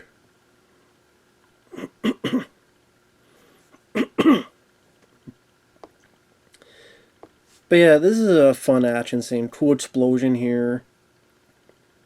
Blowing half of that bar up.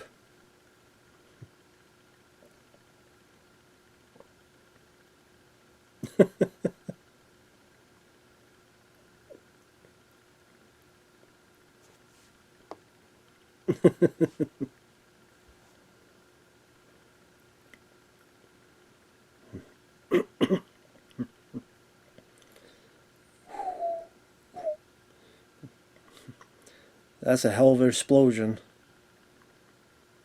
Good pyrotechnics there.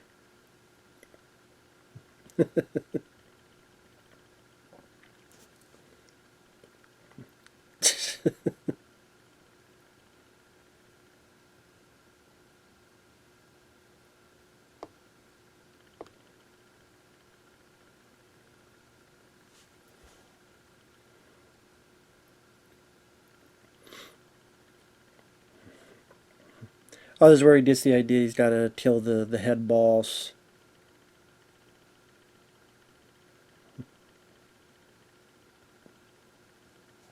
Well, actually, no, there's something. I'm trying to remember how he gets out of this. Trying to remember. Oh, I forgot about this. Yeah. Okay, if you want to come down, okay, you got it.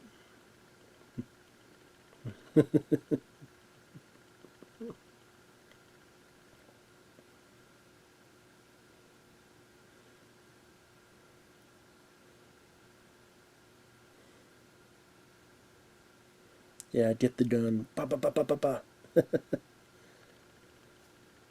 I thought Bruce Willis didn't do a whole lot of it, but enough to have a good and fun time.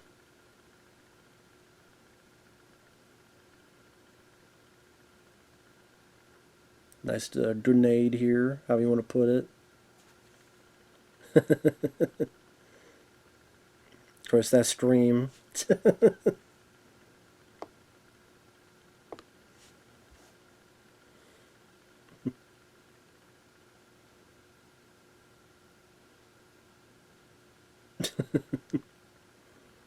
Count.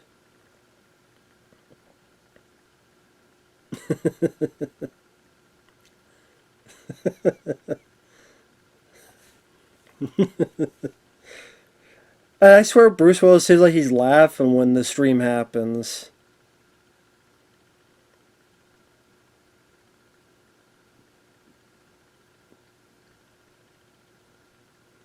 Maybe not, but I swear it seemed like he was going to.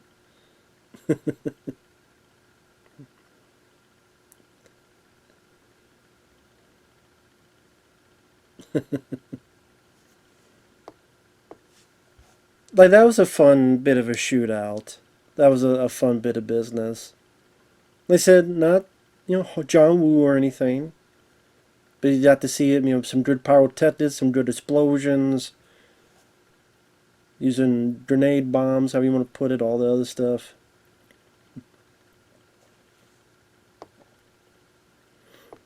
As well as maintaining sense of humor.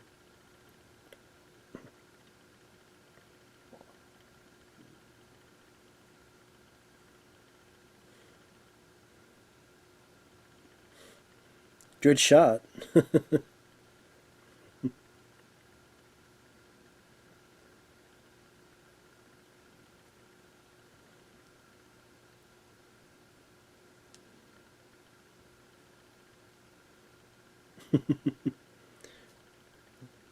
We're sending someone out to negotiate. I remember that.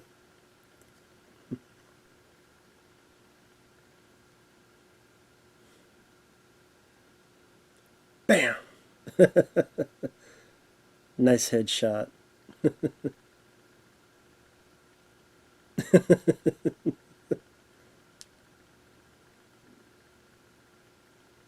Hey, it worked. If it works, it works.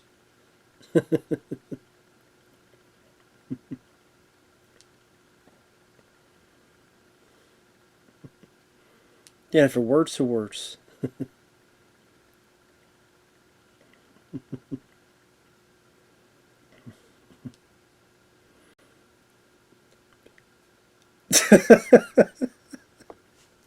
Yeah, like Ian Holmes, like, he's not just a stuck up, just wise old man. He'll be like, wow, just boom.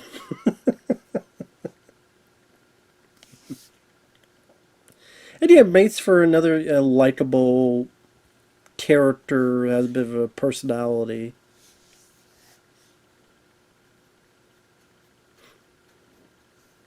Makes for a fun character.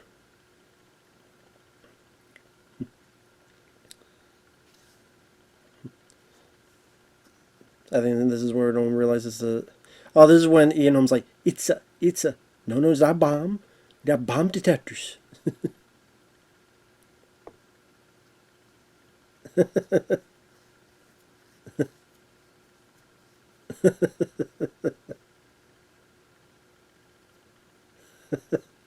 It's a.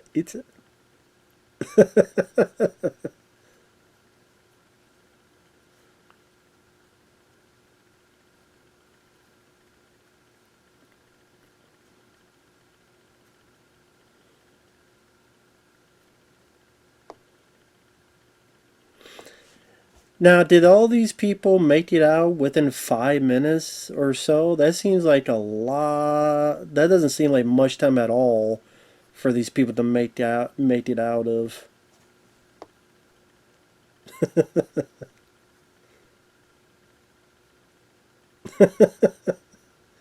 That's a very fun, sincere reaction from Bruce. Like, no.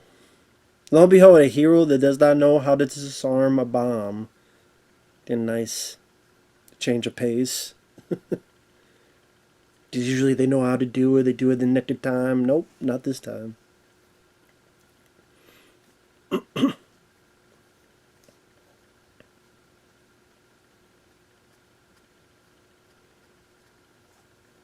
Here's showing, I say they're pretty.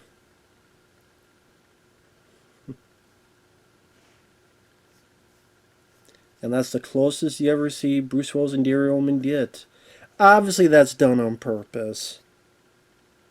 Now, granted, would they be able to get all the way here within 5 minutes? I don't know. You know how slow elevators are? Although this is 3 years in the future, so maybe they'd be a bit faster, but still. Again, I don't know if this is all going to be done within, less than 5 minutes, but, you either go with it or you don't. I don't know.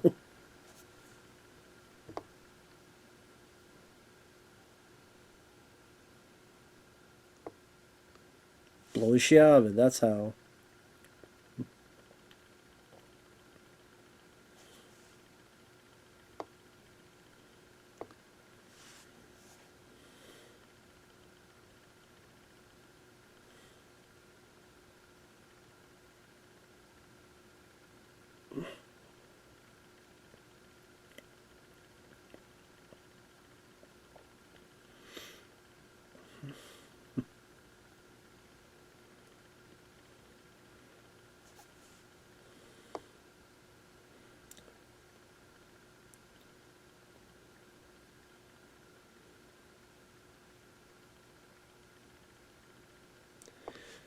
Now, how they knew there'd be only 5 seconds left, and then they put their bomb to 5 seconds, yeah, that I don't really get it. Like, he waited all that time to finally put the bomb going, that alien.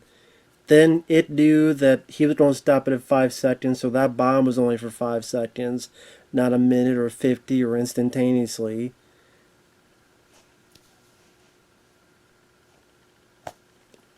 I know it doesn't make any sense. It's like, again, this alien was sitting there the whole time with the, we're going to send someone to negotiate and all this other stuff, and he just finally was able, at that time, at that moment, serendipitous to hit the thing. And again, they timed it, okay, in case someone stops this with 5 seconds left, I'm going to hit this with 5 seconds left. Again, you either go with it or you don't. So, I know, guys, I know. I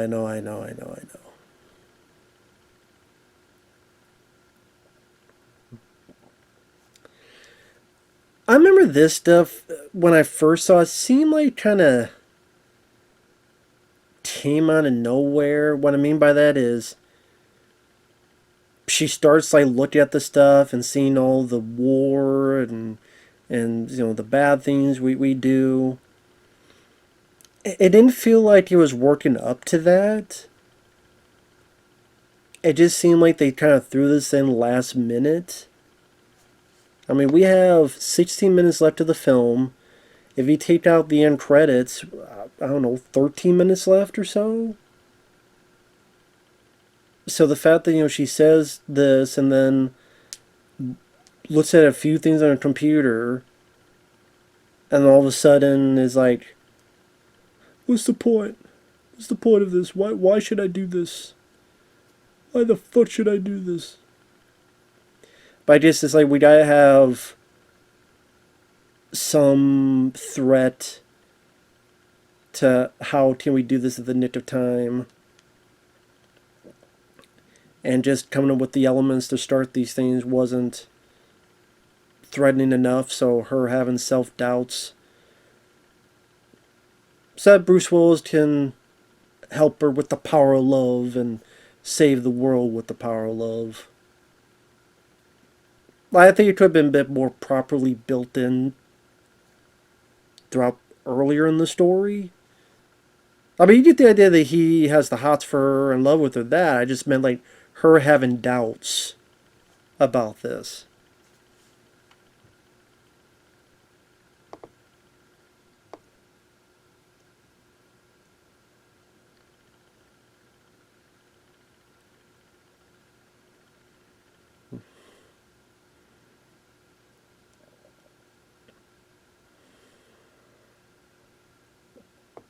Hmm.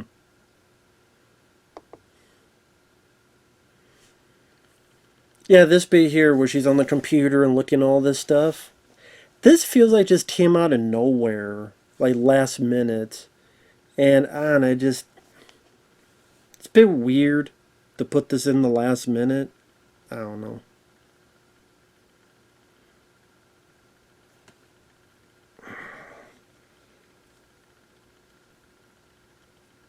I mean, I know she was away for what, 5,000 years, but this being doesn't know what war is. By just showing how much more war there is, I don't know.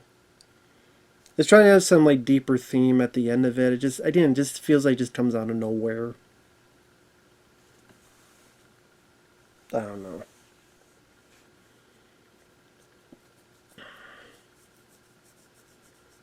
Maybe that's just me. This kind of last minute thing. I don't know. Show her baby pictures. Show her all the people that do good things. Show her the doctors, the nurses, the which you would think she would have known when she was learning our history earlier in the film.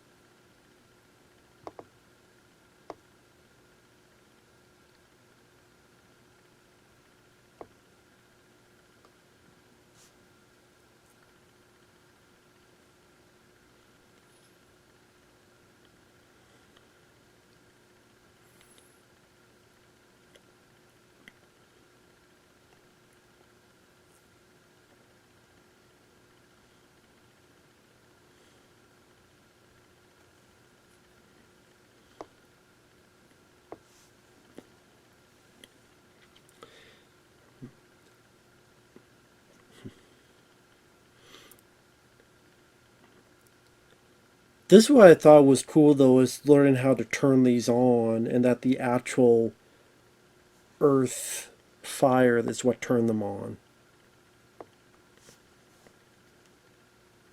You know how to do that, right? No.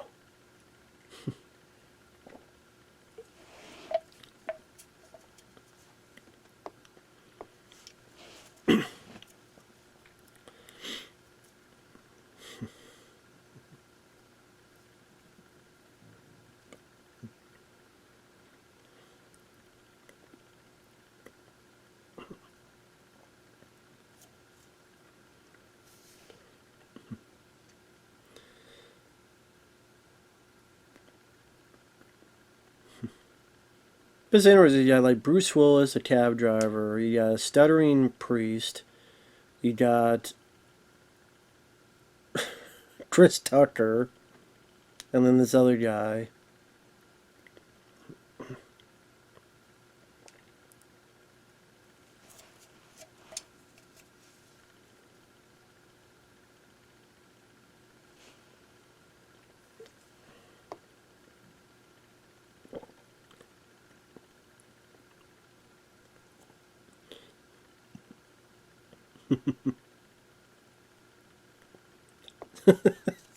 I like that he's kind of doing this.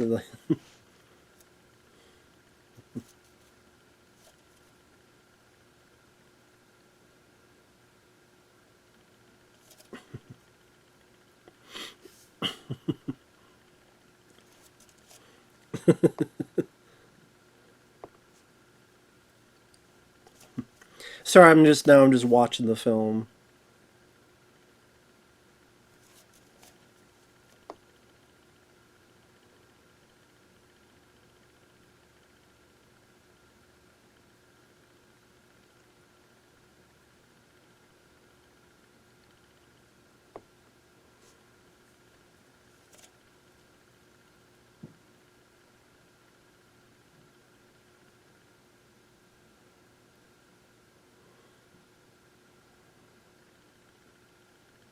Plus, I thought that stuff was cool to.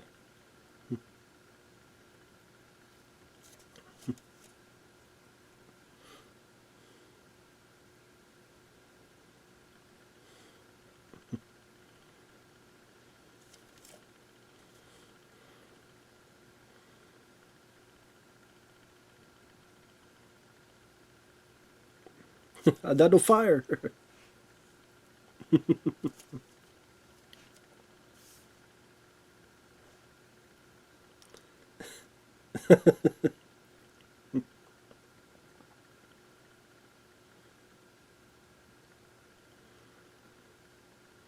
One more.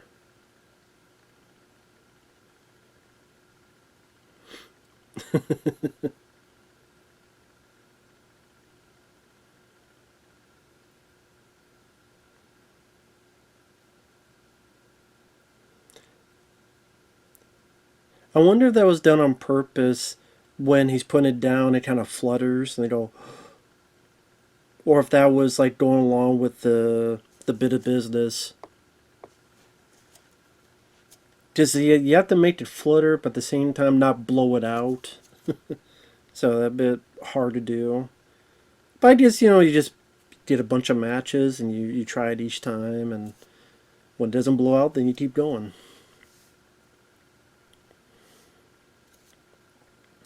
Now I did mention there was a video game for this for PlayStation 1 that is considered one of the worst PlayStation games of all time, or at least PS1 games of all time. Like I said, I did play a bit of it on the channel. I never did beat it, because I didn't get requested anymore. Who knows, maybe someday someone will request like a full playthrough, and I'll probably start from the beginning, because I don't remember where the hell I was, but it's a bad game. It's clunky, the graphics are ugly, the backgrounds, like you don't see anything, and then you get further, then they pop up. The hit detection is terrible. It's a horrible game for PS1. It's definitely one of the worst.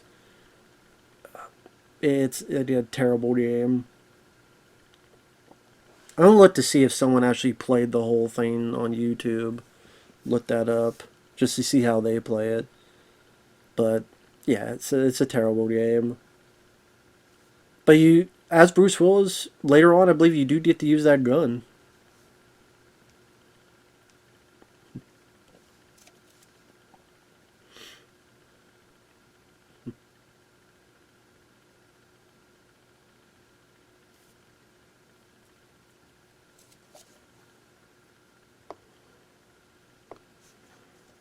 I don't know.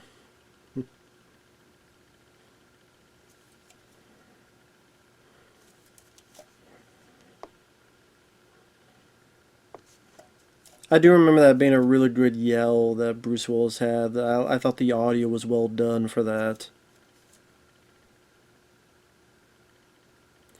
That almost like Dragon Ball Z. Ah, Kamayama, whatever the hell the move is.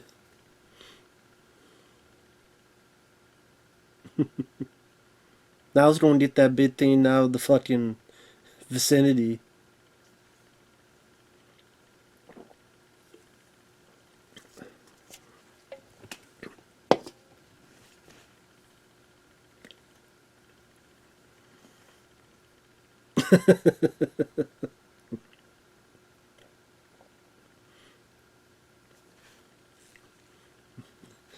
It's like, Chris Tucker, where are you going? You're in the fucking Egypt, just going back to the ship.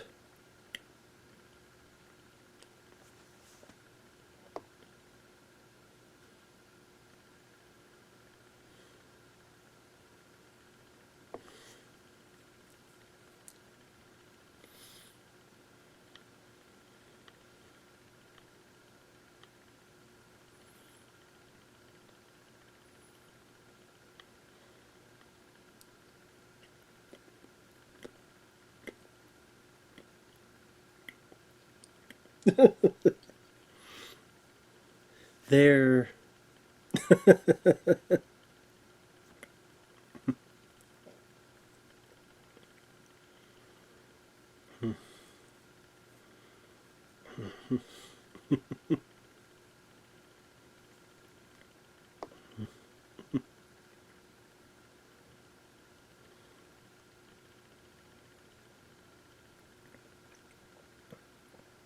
I mean, I don't know if we need a reprise of Korben Dallas' mother.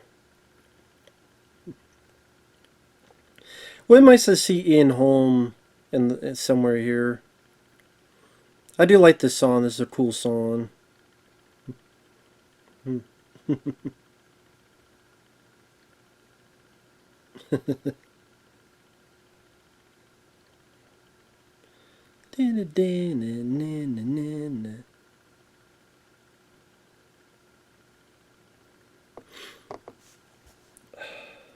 Luke Perry got pretty high billing for barely being in the film. Yeah, Mathau Kassovitz is Mudder. I think that's the same guy that directed Gothica and... Oh, Al Matthews? Is that the same Al Matthews I'm thinking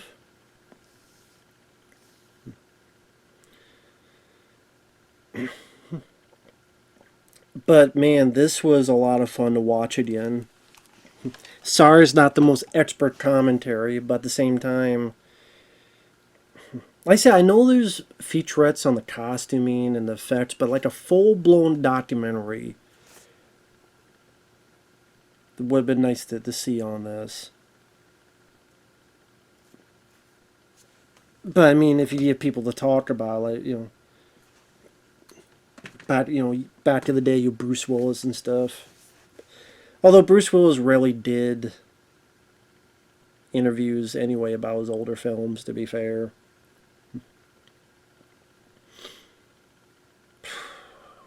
You know what's weird? A sense of sadness now is overcoming me. I know this doesn't make sense, but I think what it is that this is one of those films that I watch and I just see the amount of work they put into it with the characters and the fun personalities they showcase, the designers, the creativity of the costumes, the look of the ships, the effects by Digital Domain, the practical models of the ships and the creatures and the different aliens, like the robotic good ones or the creature, the bad ones, which I always forget how to properly pronounce that species. I know it starts with an M, the evil creatures. The soundtrack, I think that song works with do do do do do do do do. Stuff that still made me laugh to this day, like whether it be Ian Holm or some stuff Bruce Willis said, and then I think about how films are today. Like the last summer of movies, to me, was one of the worst movie summers in a long time. Like, what movie in that summer was worth a shit? For my money, it was not Alien Romulus. It was not Beetlejuice 2.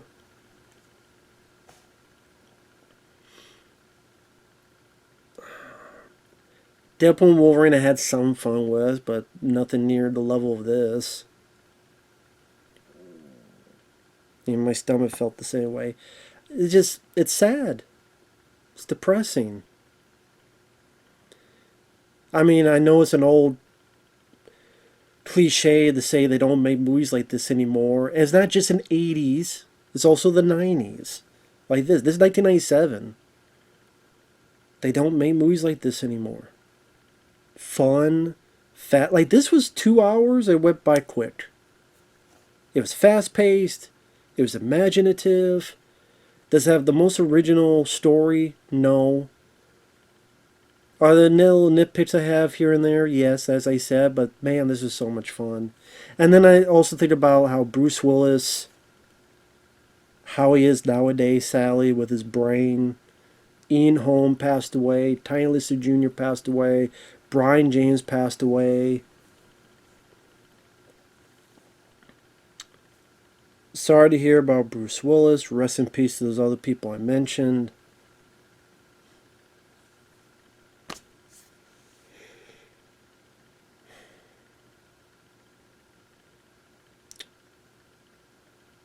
No politics. No self-aggrandizing about sexism, racism, or other bullshit. Unadulterated fun. And you don't get that nowadays. It's not just me living in the past. It's me seeing the environment that we have nowadays and going, well, this is what we got. This is what we have.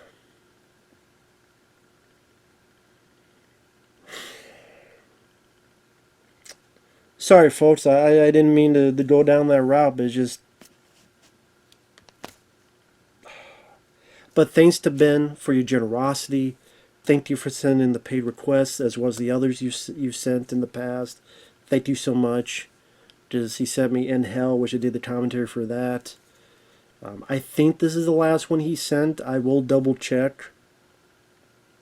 But thank you. It was great to revisit this film. Oh, Luke Perry, another one who passed away. I don't want to forget about him. He passed away as well. God damn, man.